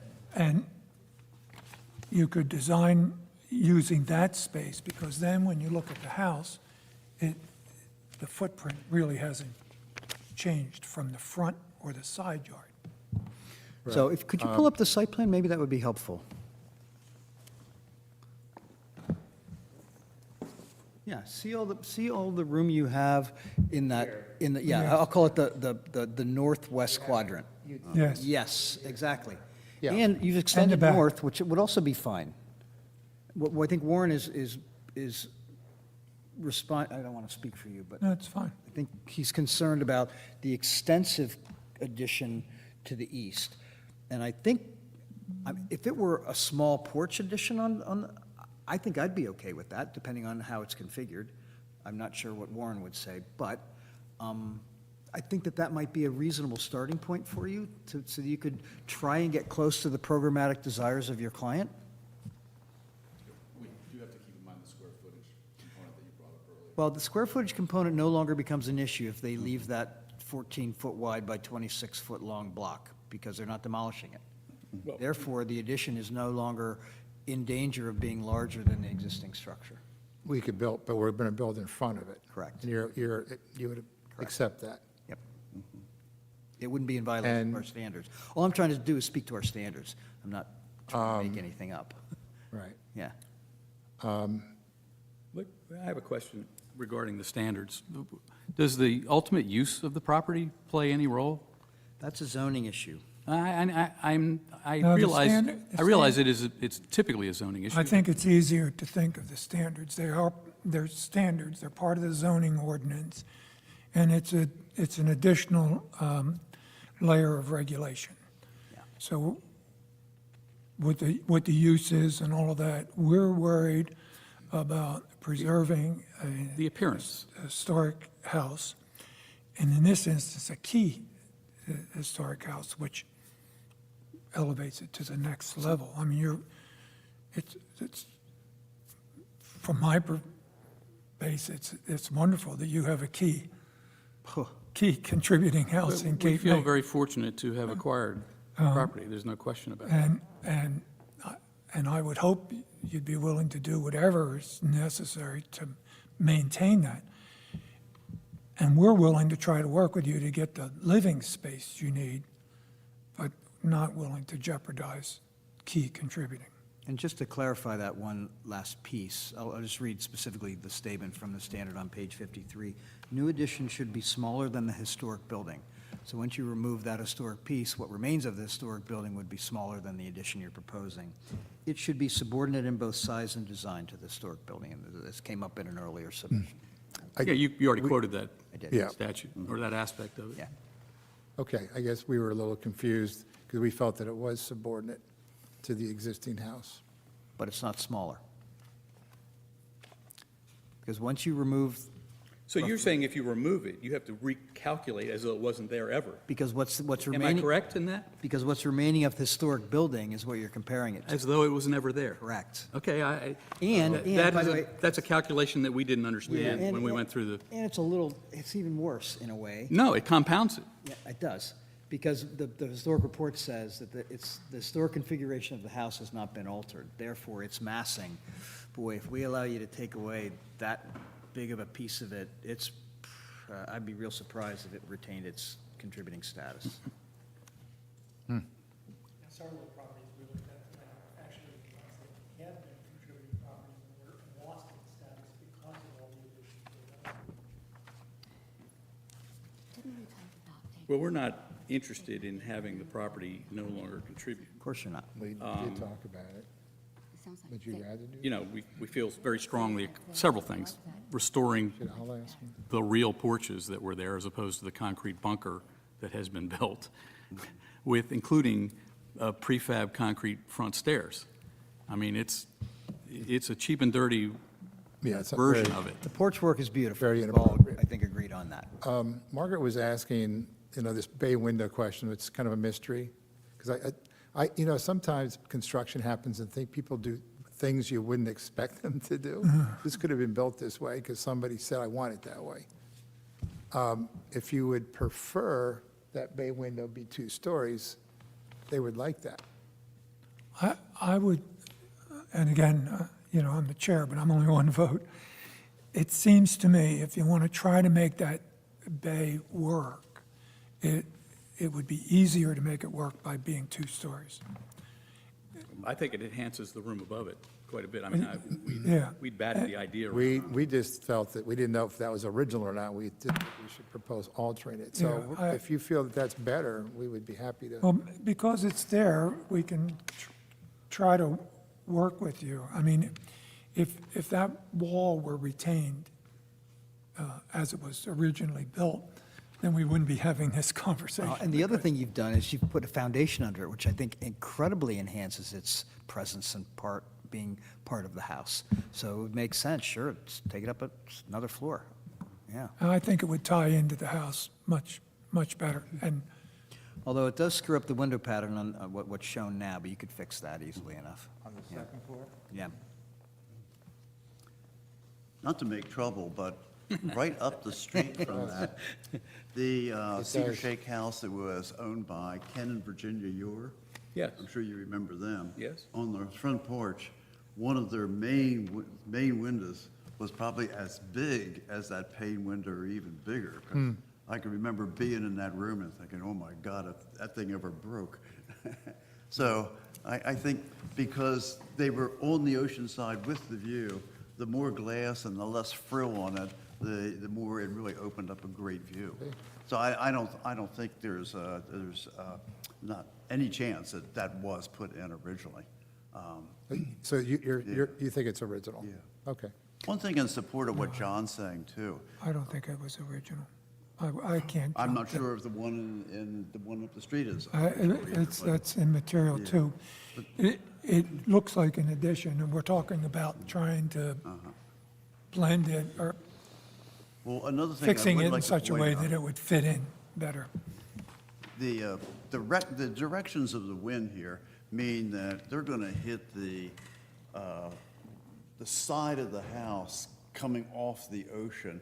And John's saying if we do the construction over there, I think you're going to pick up a whole lot more breeze, particularly if you're going to put an open screen porch somewhere along there. That would be a better side to put it on, as well as afternoon sun to enjoy it at other seasons of the year.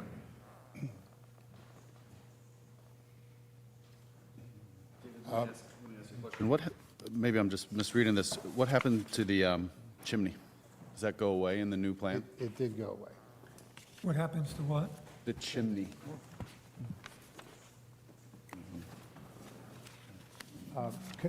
Just to make sure we're asking all the questions. So you mentioned this window would be interrupted if that bay window, second floor. This window pattern looks awfully original to me. Yeah. Yeah. Oh, yeah. Although it appears to be in line, vertical, close, vertical in line with the second-story window. I'm sorry. Yeah, that edge, the front edge is pretty much in line, so it seemed, This is a key house, so I'm not encouraging you to do anything with the envelope. Yeah, With the exception of of the back corner on the left side, which is not visible from anything.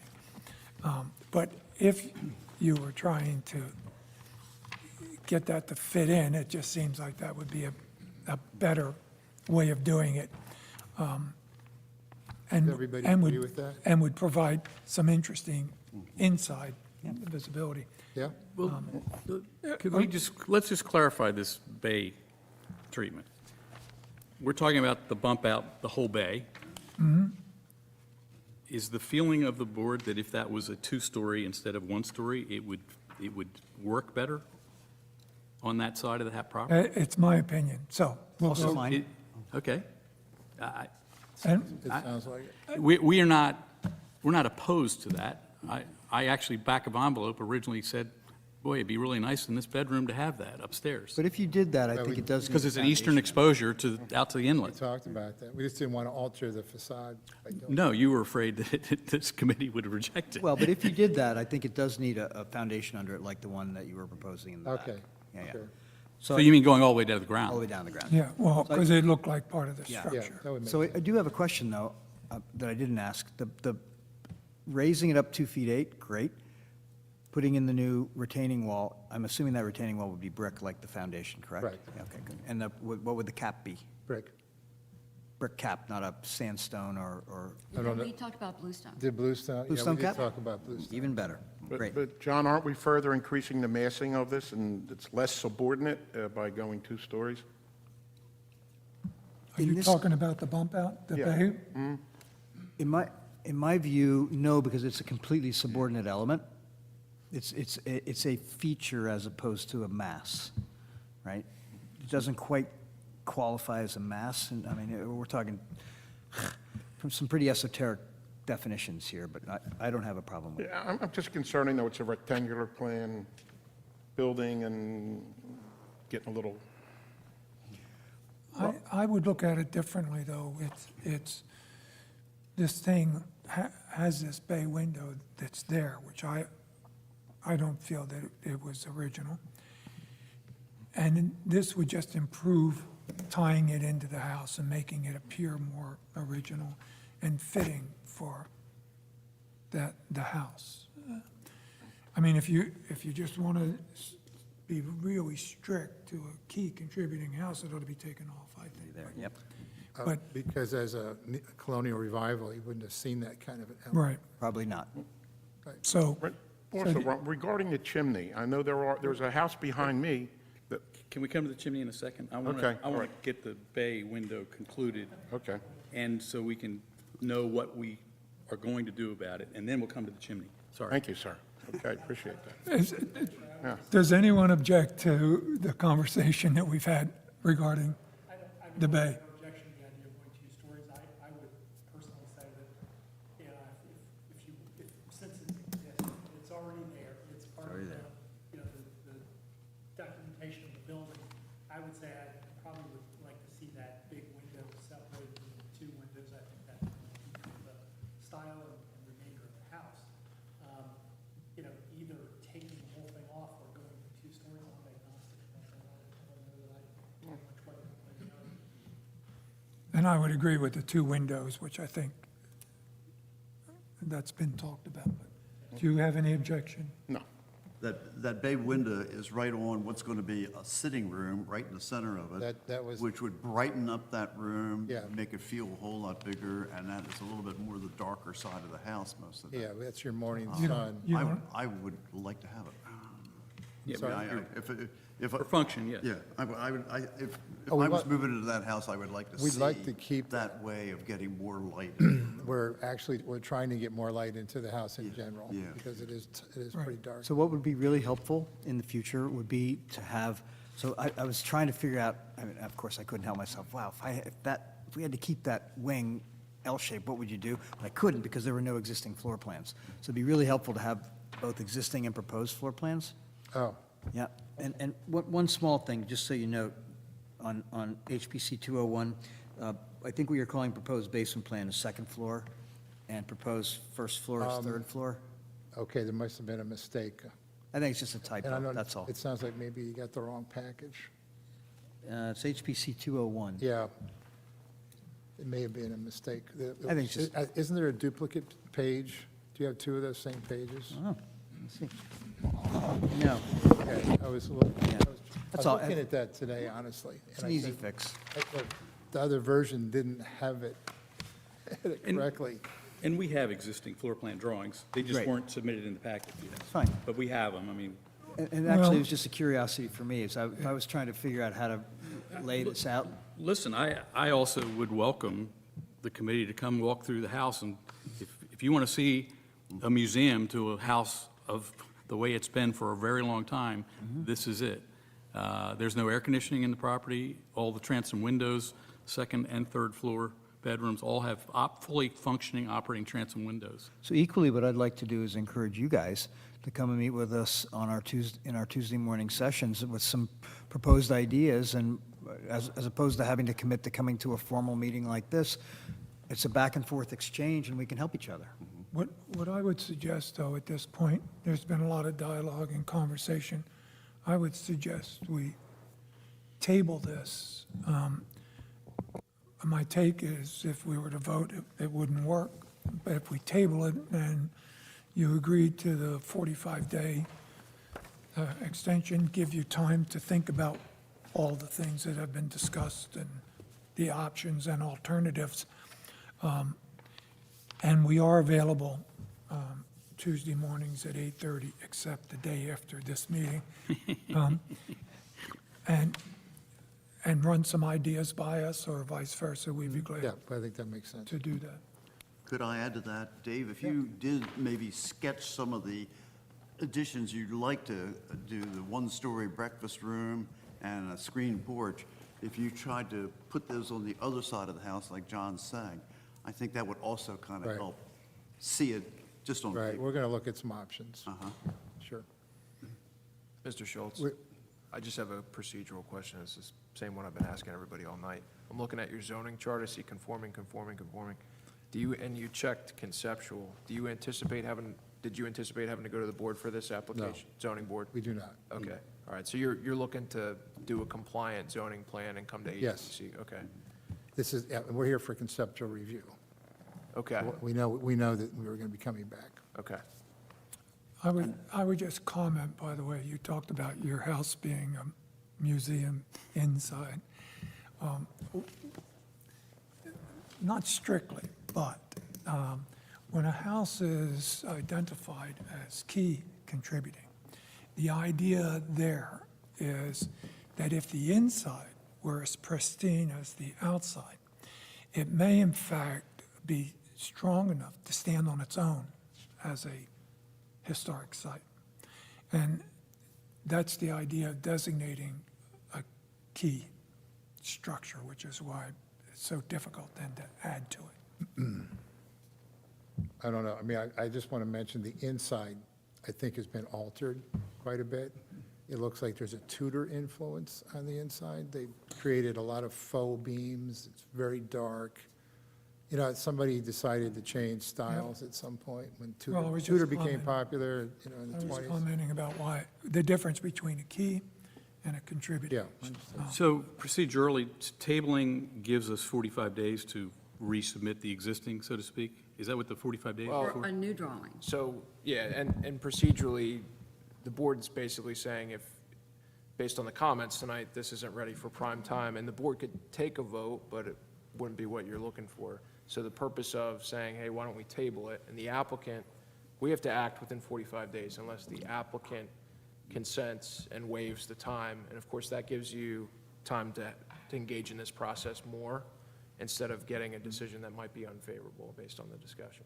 Well, I think are you in favor of coming back to them with a revised plan? Yes. And that avoids a resubmittal. Correct, I You're understand. still in queue. I understand. Thank you.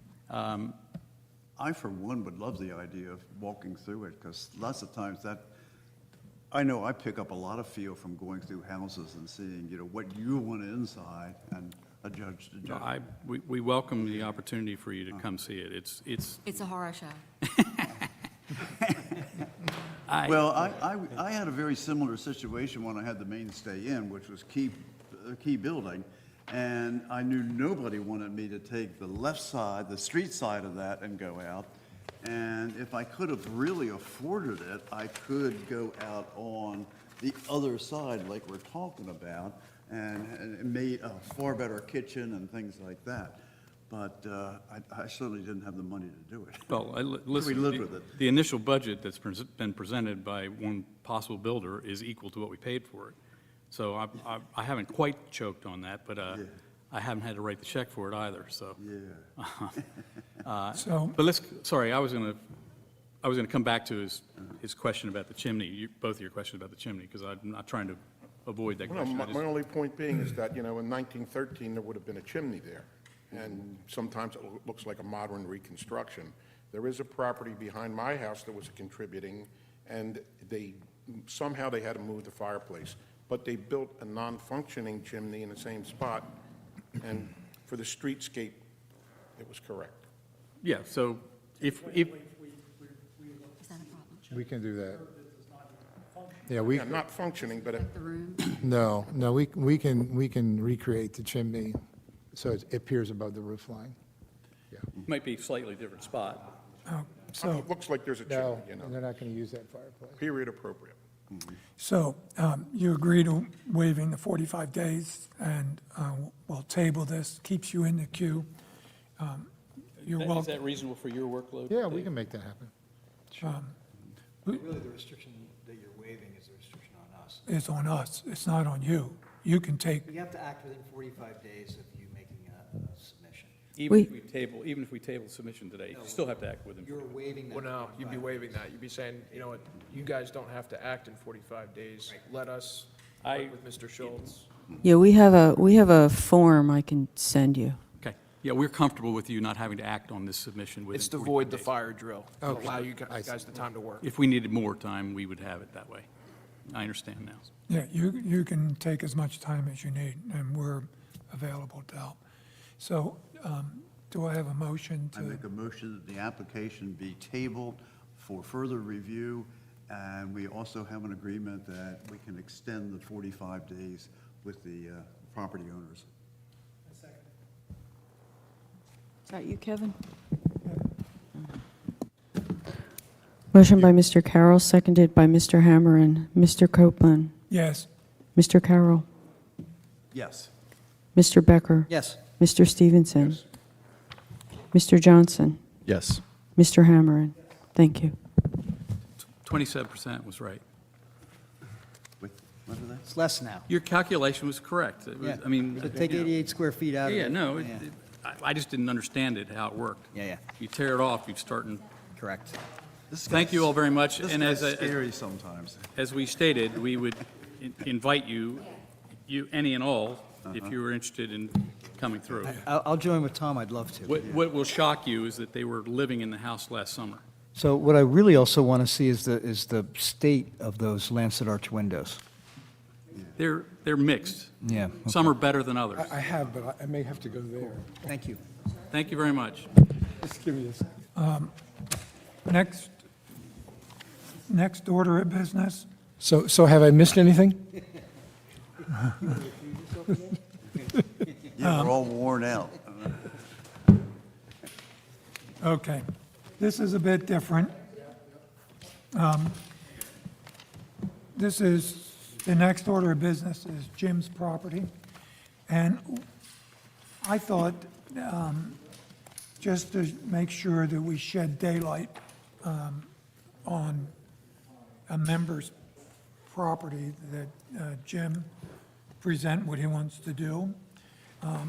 And we can also, because he's a member, we can give him a little bit of a break about not having 13 copies and all of that. This, I think, was reasonable to consider and review, but as I said, I think members of the commission should be public on what they're doing. And so we don't need a whole long formal presentation, but it is appropriate, Jim, to Right. share with us? Well, if you'll permit me, I'll sit in my seat instead of going and testifying at the chair. You can sit. This is a long sought-after completion of a few small items relating to 1501 Beach, and particularly in the focus of the backyard area. It involves the removal of a 1990 era fence, which is completely deteriorated and fallen apart, a cedar fence, which was done with HPC approval back in the early days, back in the days. So removal of that fence and a creation of essentially a secluded courtyard on the northern property line between the rear of the house and the eastern side of the garage. The garage is non-contributing. Obviously, the house is key contributing. No alterations to the house with respect to the courtyard or the garage. So we'll have a split fence coming from the eastern bound of the property to an existing brick wall that's about 80 feet of fence. It is Murphy 301, which we've approved before, and the remainder of the fence will run westward from a brick wall, which is going to be along the northern property line, about 20 feet worth of brick wall. Brick wall will form an L with an existing brick wall that runs to the property line. The wall and the fences, unlike the fence that's here now, which is on the property line, the wall will be set back, and so will the fence from the property line. Fence is going to be 5 feet in height, and the wall will be brick, chosen to match the existing brick as close as possible with a 2-inch limestone cap on the top. 5 foot worth of wall, matching 4 foot worth of wall, making a 90-degree angle, and a patio that will then form in that L of approximately 400 to 425 square feet with slate-like pavers, Belgard pavers. It's a project that we've had in mind for a long time, and given the noise and everything else around us on Baltimore and on Beach, it'll produce a more secluded courtyard in the backyard. For those of you who've been there and have walked down the back, that's where it is, right in that space between the garage and the backyard. And the last part of the request is to complete the protection by putting in now 6 additional storm windows to replace the 4 that are on the facade, which were originally applied for and passed in 1990. As you can see from the submission, they're Allied Hole Bs. They're single frame, curved top, custom made. And given the weather in the area, it's been our determination for a long time that once we've finished reconditioning each of the 10 windows, and there are 10 dormers, and they've now been completely taken down, reconditioned on the outside, repainted, reglazed, and it's really our desire to now protect them with the same storm protection that the 4 have enjoyed since 1990. The windows are way up high, they're unobtrusive, and it's really now time to put 10 of them in since we can afford that. That's the project. Any questions for this applicant? It's for Kevin on the north-south run, which is the existing wall. It appears now that we will probably not be able to save it, but we'll rebuild it at 4 feet with the limestone cap. It'll join the east-west portion of the new brick wall, which will be 5, with, again, a 2-inch limestone cap on top. And the brick's going to be as close as we possibly can to match the original foundation bricks. And just to be clear, the paved area of the new patio is, in bluestone, will be virtually identical to the existing concrete area. Virtually identical. Great. Your glass in your storm windows, are you using any kind of protective glass to protect? It's Pilkington Low E, which is a slight gray tint to it, but no more dark than a screen would appear in a window. It's only available in standard glass. But Tom, with the protection of the storms and the original sash behind it, we're pretty satisfied that we can withstand. The house is 120 years old, and the original sashes have been reconditioned, and they've weathered well, but we want to be as well protected as we can. Great. And you know the weather. It's 300 feet from the ocean, right? So Yeah. it doesn't get any worse. Do I have a motion? I'll make the motion that the application be approved as presented. Motion by Mr. Carroll, seconded by Mr. Hammerin. Mr. Copeland? Yes. Mr. Carroll? Yes. Mr. Becker? Yes. Mr. Stevenson? Yes. Mr. Johnson? Yes. Mr. Hammerin? Jim, are you voting? No, I'm going to abstain. Thank you. Of my own application.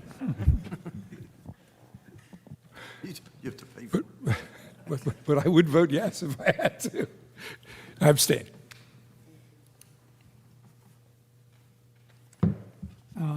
Open to the public? No public here, and so we're going to close it to the public and move to the discussion point. We have two discussion issues tonight. One is the map, which we'll talk about in a moment. The other is the parking beneath residential buildings and boat trailer parking. We're not ready for that yet. It's my understanding that we've been invited or encouraged to present to planning that program that was approved by this august body but was turned down by planning. So the question is, we've had two members of this committee that worked on that, and the question is if you are so inclined to want to present it to planning to try to get that through, or just let it rest for the moment.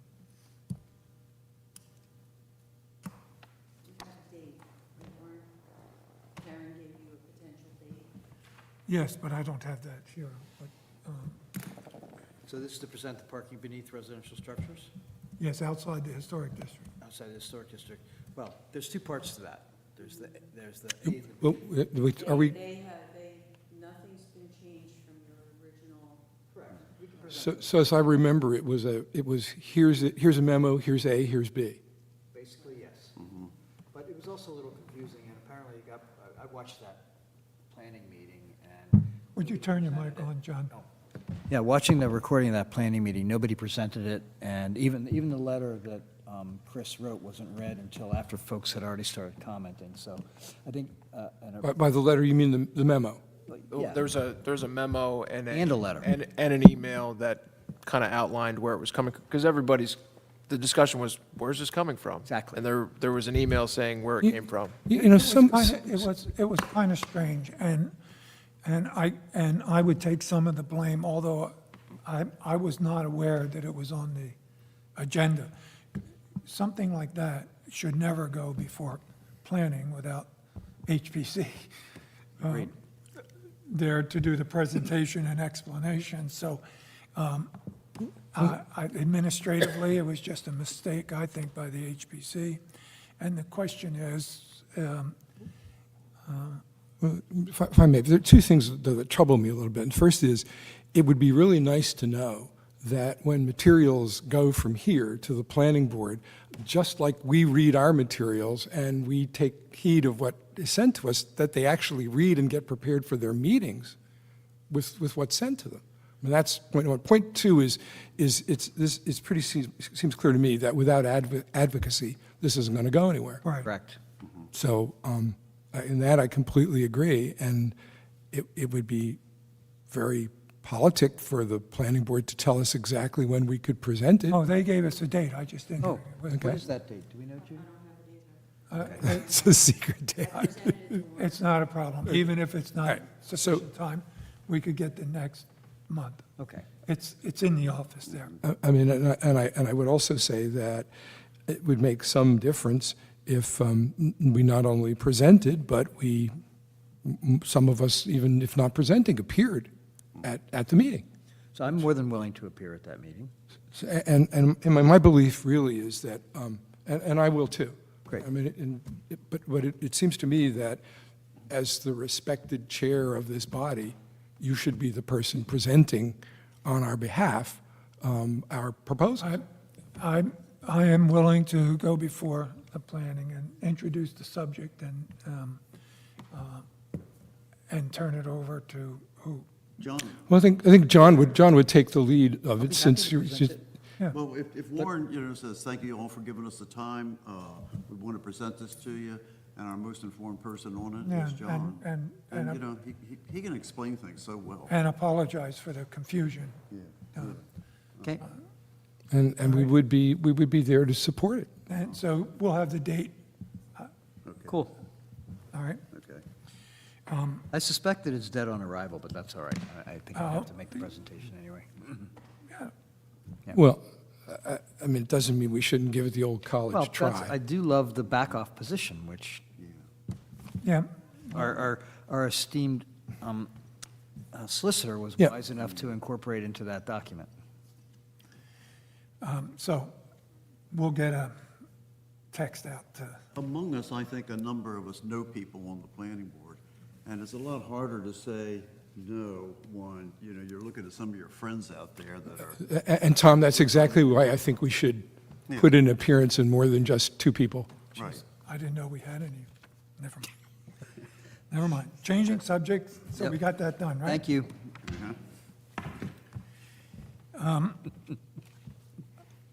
We've been working on this map for like 10 years or something, and we had some confusion at the meeting with planning on this also. And then planning wanted us to contact the properties that are involved. I don't object to that. It's worth noting, however, that you can change an ordinance without notifying everybody. It happens all the time. But in this instance, we will bring the people forward. This is a big administrative issue. There's like 87 properties that are impacted. And that meant Judy would have to do all kinds of work to figure out the name and addresses and all that of all those people. And it would have been a lot easier to do it automatically, automated. And so that required that we take the map that we previously approved and redo it in a system, and then it's there, so we can use it forever and ever.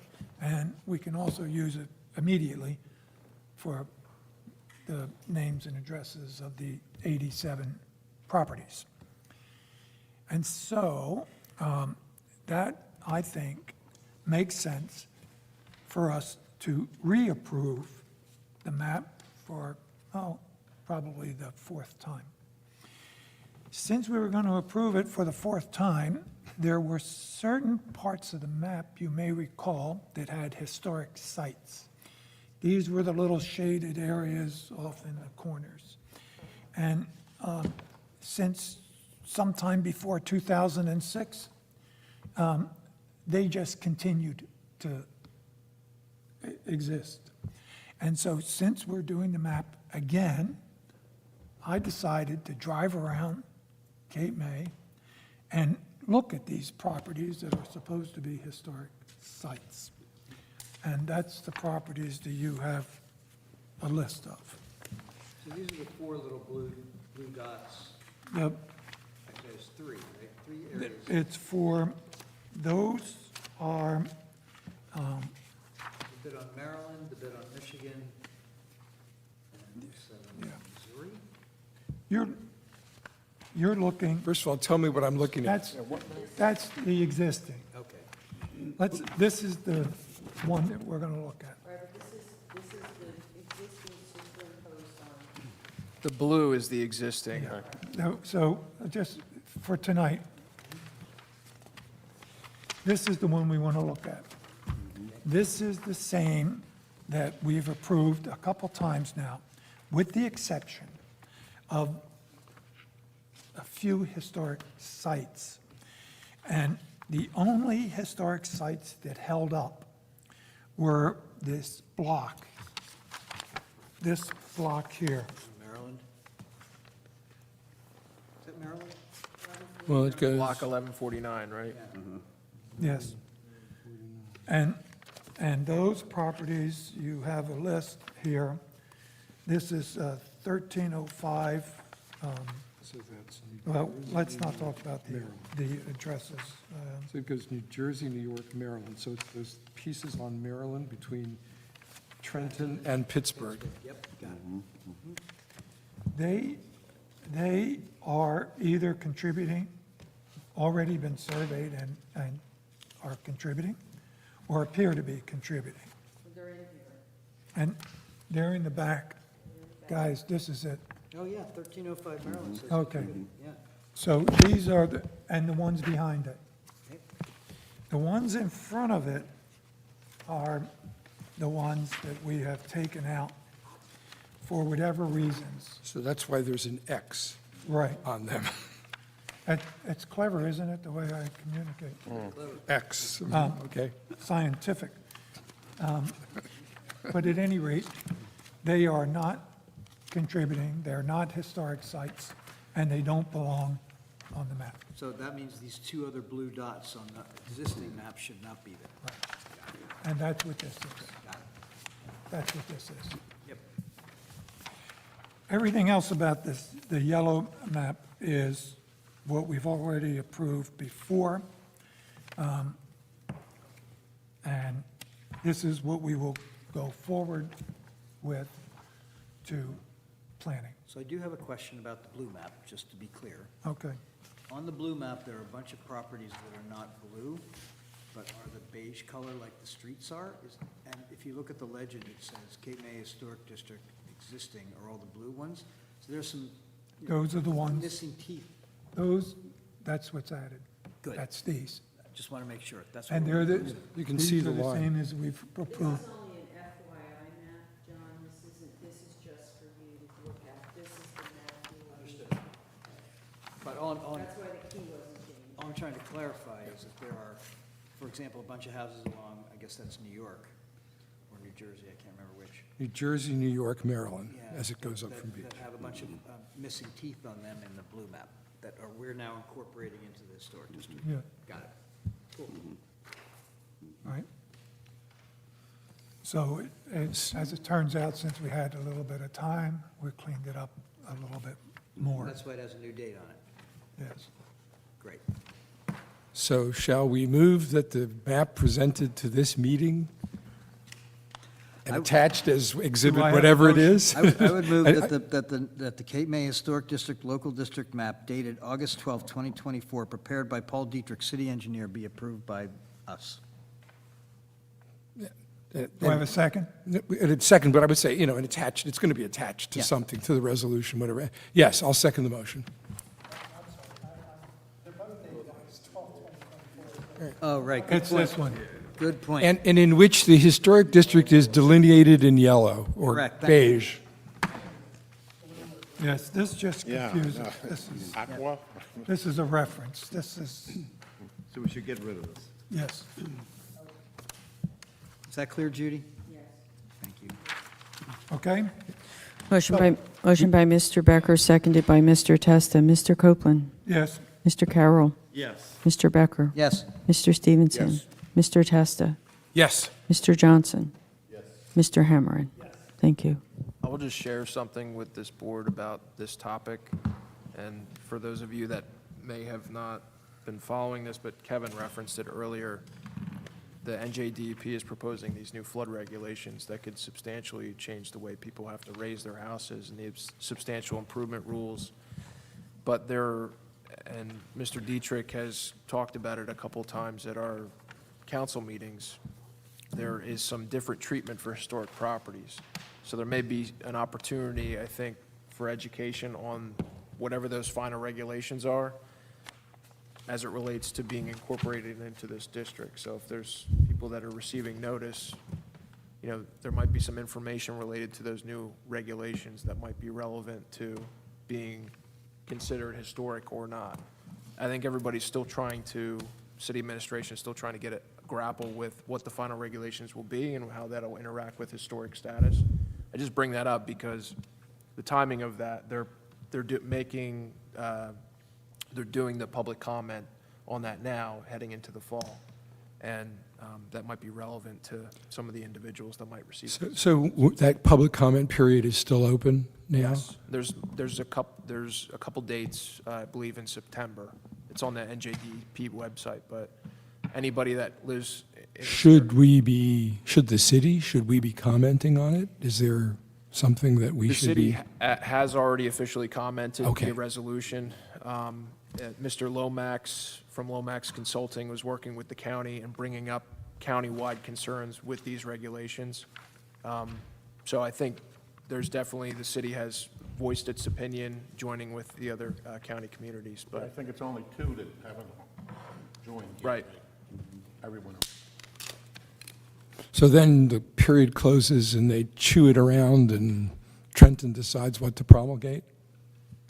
Exactly. And it's, as you know, Mr. Testa, it's an administrative rule-making. It's not, our state senators or assemblymen voting. Right, no, I'm familiar with the process for Right. every agency that we've dealt with. Sometimes though, they actually listen to you, which would be a good idea.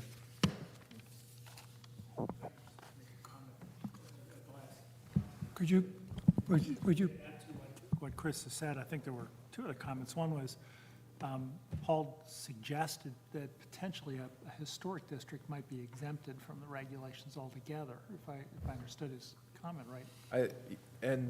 I think, I can't say that for sure tonight, but I think definitely historic status is a consideration under the current regulations. How that's going to carry forward in these new ones is something that I think we want to keep an eye on, because it's relevant to this map.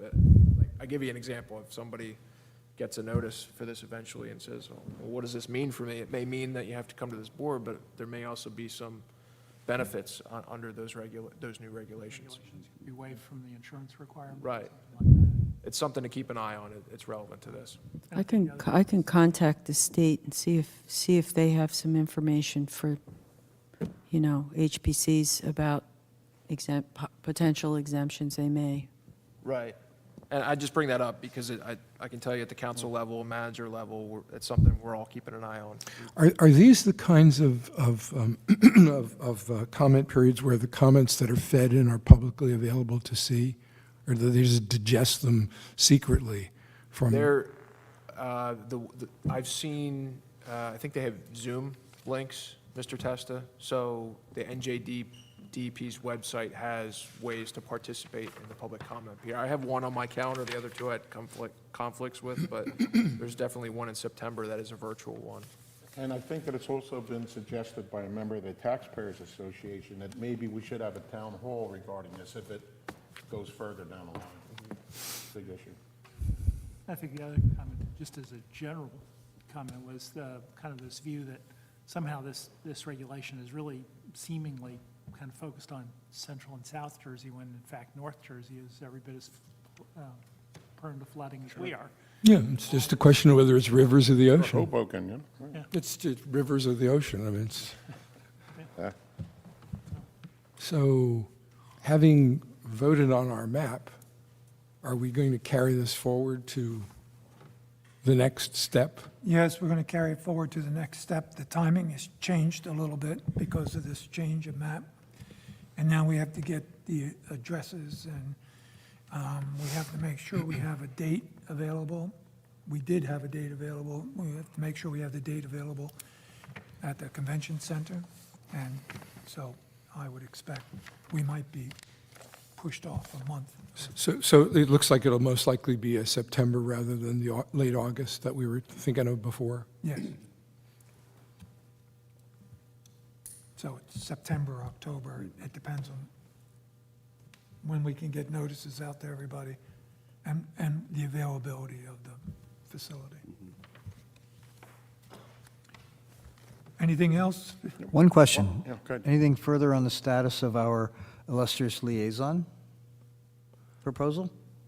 Not finished with our resolution yet. Oh, okay. Just checking. One quick thing, too. Judy had something out earlier. A property that we discussed last week, I'm not going to mention the address, was concerned about massing on a contributing property. Riding past it, the windows in it now, they're There are no mullions at all in them. They're just plain windows, and it's a key contributor, I believe. And has a little thin plastic strip up in the top inside. Now, I don't know what the windows were that were previously there, but I don't know whether it was something on our part that we slipped and didn't say you had to put the right windows in. Well, we have an approval, an HPC approval, and they either didn't follow the approval, or we didn't specify. Or we Right. made an error. Yeah. That's one reason we have Bruce, though. I mean, And- he's sort of Yeah. our. I mean, it'd be hard to believe we didn't specify. They look like modern windows. They don't look like they belong on that No, property. I would agree. And it's- So this is a relatively recent construction project since you're. Oh, it's ongoing. Yeah, so clearly, Yeah. if it was before us, we were pretty clear about the windows.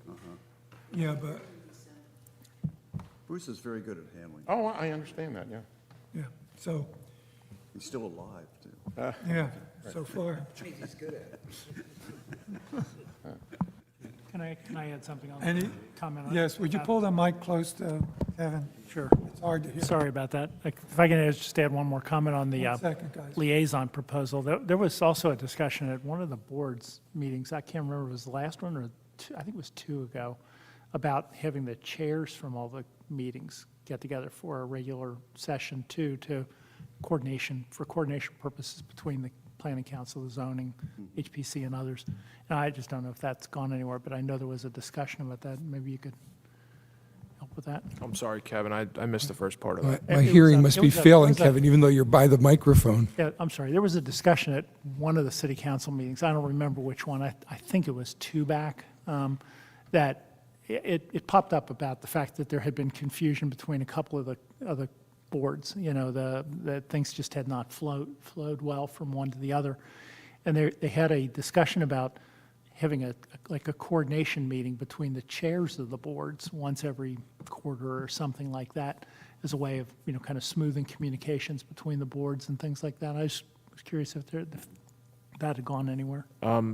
Nothing further beyond that discussion. I think it's a good idea, though, and it could help foster some of this communication. But I actually think what was talked about tonight, sending a delegation to go talk about these things face to face, there's nothing better than that when you're talking Yeah. about these things. Because, I agree. like you said, Mr. Carroll, it's a lot easier to, maybe the email is in the back of the packet or something like that. But when somebody's talking to you and communicating an idea, there's nothing better to get that discussion going. So. Grin 'em down. Kevin, there is another, the CORE, C-O-R-E, it's a cultural organization roundtable. And about quarterly, we try to get representatives from, 14, 16 different not-for-profits together and share good ideas, share what's working for you, help needed, joint publicity. So this would be something that could be just as helpful too on a whole different area. Seems like a good idea. So, Chris, that's a takeaway for you?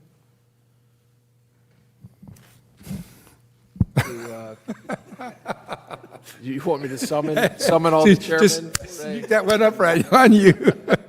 The only way that would work is through city council. Yeah. And our liaison is not here. Well, yeah, and One organization reaching out to everybody is not going to work. It seems like that, it should be a top-down. If we're going to do it, it would be a top-down situation, and might be something. well, it might make some sense for the 3 land use boards. I mean, I'm not so sure with the other things that it makes a lot of sense, and I'm not so sure even that a quarterly thing is going to solve much, but we have had very little good communication with planning and with zoning. And if that helps, great. But to have us respected, to be on the agendas, to have communication and not be surprised about stuff that's going on, to me, it's more than just a matter of meeting, it's a matter of courtesy. People who, they just have to respect other people, the other boards, as we would they. So, Always seems to be when something comes up and it's a surprise, And Kevin, I don't think a lot of this stuff should be surprises. I think when we prepare something and it goes somewhere else, we do our homework, we send it along, and if people send things to us, they expect us to read them and to be ready to talk about them. I would think. Fortunately, you know, in making our decisions, we have some presumptions that what we do is right, and those have been formalized, but that's just the legal presumption of, you know, acting in ways that are reasonable. Coordination and communication among our 3 city boards would be a lot better if we did things to improve that. This isn't the first couple of times when this stuff has happened. So, Well, I can certainly communicate to council that the HPC shares in that sentiment that, you know, having that type of meeting would be a positive thing, and maybe on a regular basis. yeah, you know, also, Chris, I would say it also, you know, the leadership of the boards has to be responsible and responsive to that. I mean, you have to, that's part of being a leader, part of being one of the, you know, being a chair, doing that. So. Good. Thank you. Anything else? I have something. I also, I mean, perhaps I should apologize because I should have provided you with the date of the planning board meeting. I think they simply just put it on their agenda once we sent the paperwork over, and there was a lack of communication. I'd like to ask the chair about HPC training. We have a mandatory 8-hour training every year, is my understanding, and now we're in the middle of August. Have you heard anything from the state, or I haven't? I just wondered if you wanted me to reach out to them, or do we want to organize our own training? But they're going to ask for it in that CLG Yeah, report. We organized our own training before. It's interesting, because I talked to Andrea today. There was some training earlier. I mean, this flood issue may be a training opportunity. But there was some training earlier that was online that some of the people, in fact. Yeah, there was, and I've missed it. I know I have. Okay, because I do keep track, and there was something earlier in the year that some people did, and I could sort of send out my tally of who took what. But I'm thinking there might be something online about this flood issue that might be really relevant. Judy, I know there was some training early in the year on I think it was on the use of some of the replacement materials. Substitute materials. Substitute Yeah, materials. substitute materials. I know I was on for like one day of it. There was a 2-day, I think, on it. I couldn't get on the second day. I had a problem with the internet connection, but. All right, I I'll do send remember out that. my sheet, Yes, I and you guys can all respond to That me. alone was 8 hours, as I recall. Was it? Okay. I just want to make sure that we complete our mandatory training by the end of the year. Or anything, you know, no certificate. I would- 8 hours. And are they cumulative, by the way? I think probably, I think it's 8 total hours, and my understanding is it can be cumulative. Yes, it can be. Yeah. What? Well, you had to, you basically just signed up for it. And they didn't give you a keyword or a Q word or anything else. It doesn't, the training doesn't necessarily result in a test. It's 8 hours, really, of training. Some of it is online, and some of it is going to that meeting in Trenton, which it's difficult to figure out where you want to go, because, you know, most of us are beyond what is being presented there. And so we need new material, which is generally available online. And so Judy will put a list together that we could all sign up for. Yeah, Pip used to remind us of that. Yeah. She was involved, so. Yeah, I can reach out to Andrea and reach out, and I'll actually ask her, like I said, the past mid-year, so we're gonna make sure we fulfill it. Yeah, no, we have to do it. I have one other, just minor, I think, housekeeping item. I was sidebarring with Judy during the meeting, but, and I got a copy of her packet today. She has these helpful emails to the applicants, but and to avoid me sucking the air out of every application, asking them if they have authority from their client, I really don't want it from the architect. I want it from the client. So, and the board, and I don't think anybody can come in here and send their professional in here and just say, oh, I didn't agree to that. And in fact, the court agreed with us on that. But I don't want to invite any future confusion on that issue. So what I suggested to Judy is, we're pretty flexible with having an architect come in if somebody lives in PA or whatever it is. But if you're not going to be here, let Judy know, which they do, but also indicate that, hey, this is the person I'm sending in. They have authority to speak for me and to agree to any conditions. And I want that in an email, at least, before the meeting. And if they don't indicate that in writing to Judy, that may mean, hey, we're not hearing you tonight. Instead of me asking the person that I'm not necessarily looking for the recommendation from, I'm looking for it from the person who submitted the application. Because sometimes it's the architect who's here and signing the application documents, and I don't even have anything signed from the applicant themselves. So all we're really So why don't we insist on applicants signing applications? That's a good question. I mean, it's perfectly fine to designate a representative, and in fact, we have a space for it. But maybe the application just ought to be signed by the owner, the applicant. And, so, I'm the applicant, I sign it, and I designate my representatives as so-and-so, and they sign it. And I also want them to confirm, if they're not going to be here sitting in that chair listening to that person talk on their behalf, I want them to say, look, I'm not going to be there, but they have they can agree to whatever conditions and, put that in writing before we consider their application. Because I think we've had that in the past, rarely, but we have. We've had a couple of situations where there's been a denial of authority. Sure. And many people who've come in just sit down and say, I'm sorry they couldn't be here. There was a medical emergency but I talked to them and I do it. Well, we at least need an email that they say, yes, this is the person that can do it. I agree with you 100% on that. Following the logic of that, though, if somebody doesn't have that and they send their architect here, does that mean we're not going to listen to their case? Yeah. I think. Just want to make sure. Well, that's strictness of it. Well, we have places to sign, and it's not hard it would not be difficult or onerous to comply with this requirement. All they have to do is respond to Judy and say, I'm not going to be there, I can't make it, I'm 4 hours away, but this is the person you can listen to, and they can agree to conditions, they can present the plan, and I agree to be bound by whatever they put on the record. If they can't agree to that, then you need to come down. Yeah, I mean, this is, I what already Chris did. gave me is the standard email I send out to people confirming that they're on the agenda.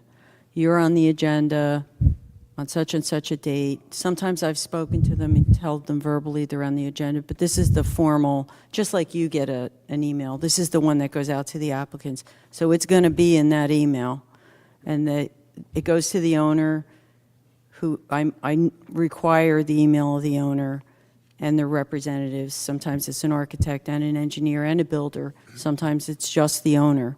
So it'll go out every. No, because For the meeting. by the time the agenda is finalized, it's often within a week of the meeting. So it's close. So that's the best I can do. And if she doesn't have an email, it can be pulled. And it probably should be pulled if somebody can't just send an email saying, this is the person that has the authority to speak on my behalf. It's such a simple thing to do, light lift, and avoids all this confusion of me asking the person every time. What Chris gave me to the email. I hate to drag you folks on a little further, but Do that until the last minute, and then Judy will have to chase them and say, hey, look, we're going to have to pull your application if you can't get this email into us by today or tomorrow or something like that. That really, That should not be that hard to get. No, and I don't put that on Judy at all. It's, if you don't get her what the board needs, then they're not heard. It could be the rule. And a lot of boards sometimes say, look, I'm not even going to accept this day of exhibit. We're pretty flexible and reasonable, and that's not unreasonable to require that as a condition. There is something I'd like to put on the table, and I don't expect we're going to solve it tonight, but I'd like to mention it. We have our system approvals in review, which generate approvals, sometimes denials, but generate approvals. And our practice seems to be that as soon as that review committee acts, we send out notice to applicants and we tell them they're approved.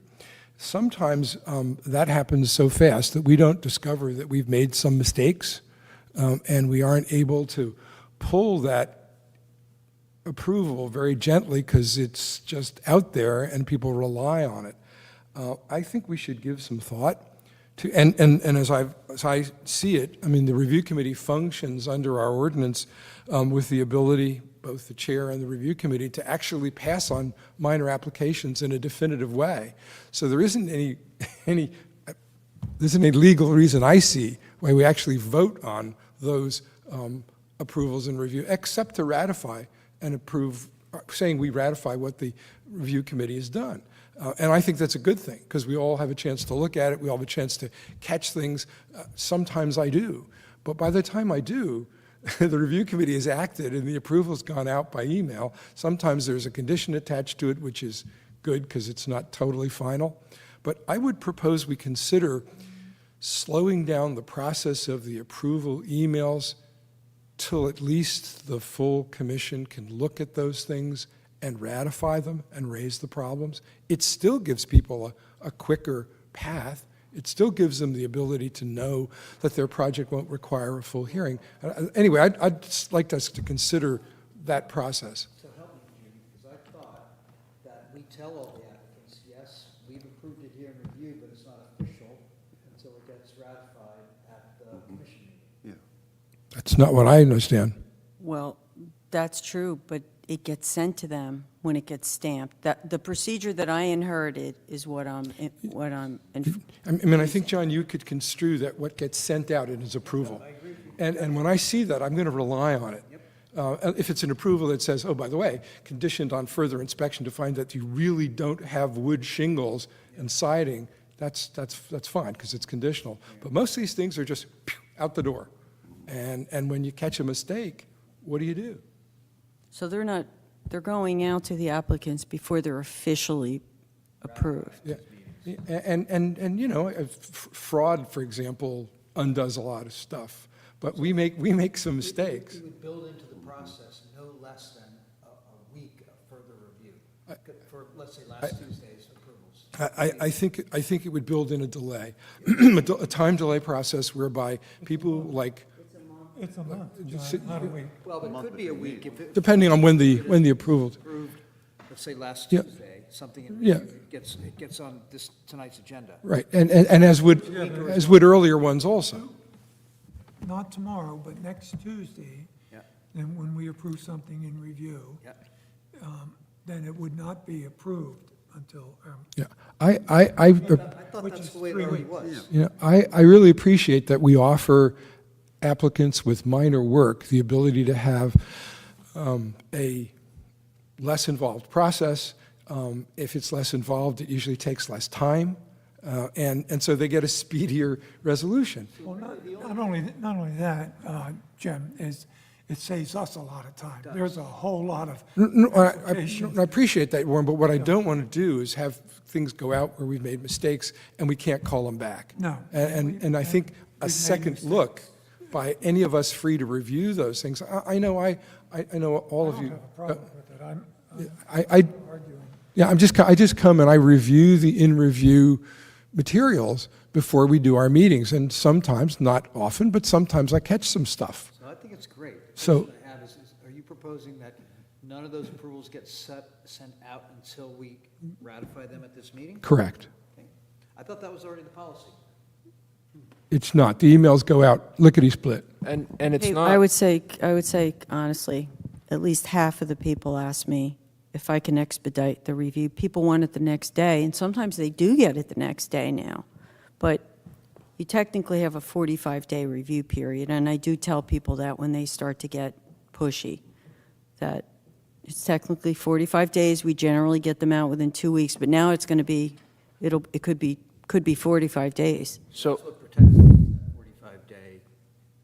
sure, yeah, and giving the board time to act. Now, the board can always deny, you know, you can deny without prejudice, you don't have enough information to make a call, and then they have to resubmit with whatever. There's ways to address the 45 days. But to address Jim's point, there's no requirement that these things appear on an agenda for ratification. It's basically a super approval of a review committee decision, which under the code, the review committee and the chair have that authority to do that on minor work. And that could serve as a basis for pulling a construction permit if you get through that and you don't need. Well, that was my question. I don't know why we're approving them twice. I would suggest before we change it, all of the whole system, that we and the review committee adjust. We try to only deal with minor stuff. But I think you largely do. I mean, I don't think there's a doubt that most of it is. Well, before we change it, because the last two review meetings, in fact, there were some mistakes made. And we're not going to make mistakes if we stick to the original idea that if there is any questions or complexity, that it comes before the full. Stands to reason it should. Very clear definition of what constitutes minor and what doesn't. It's right out of the ordinance. And it's a little bit gray, but it's pretty straightforward. There's a little bit of a judgment call to be. You read it, and it appears to be something that really conforms squarely with the standards, right? But every standard and its conformity have, and John, I mean, you use professional interpretation. How close does it really conform? But obviously, to the extent that you deal with less. Well, one of the things that, and I don't go to those meetings, but if you have minimum, like, I'm thinking a materials list, materials checklist, whatever they're presenting to you, we could have more of a formula to deal with those approvals. We have a list of standardized conditions. We give them resolutions. Why would we treat that any differently for a review committee approval? You could have that.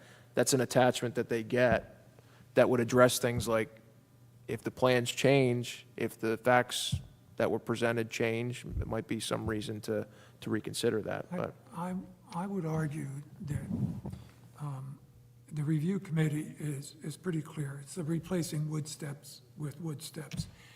And to save this group some time, I think we have been a little bit more ambitious. And we don't want to mention any addresses, but I mean, one, that we couldn't figure out whether there were wood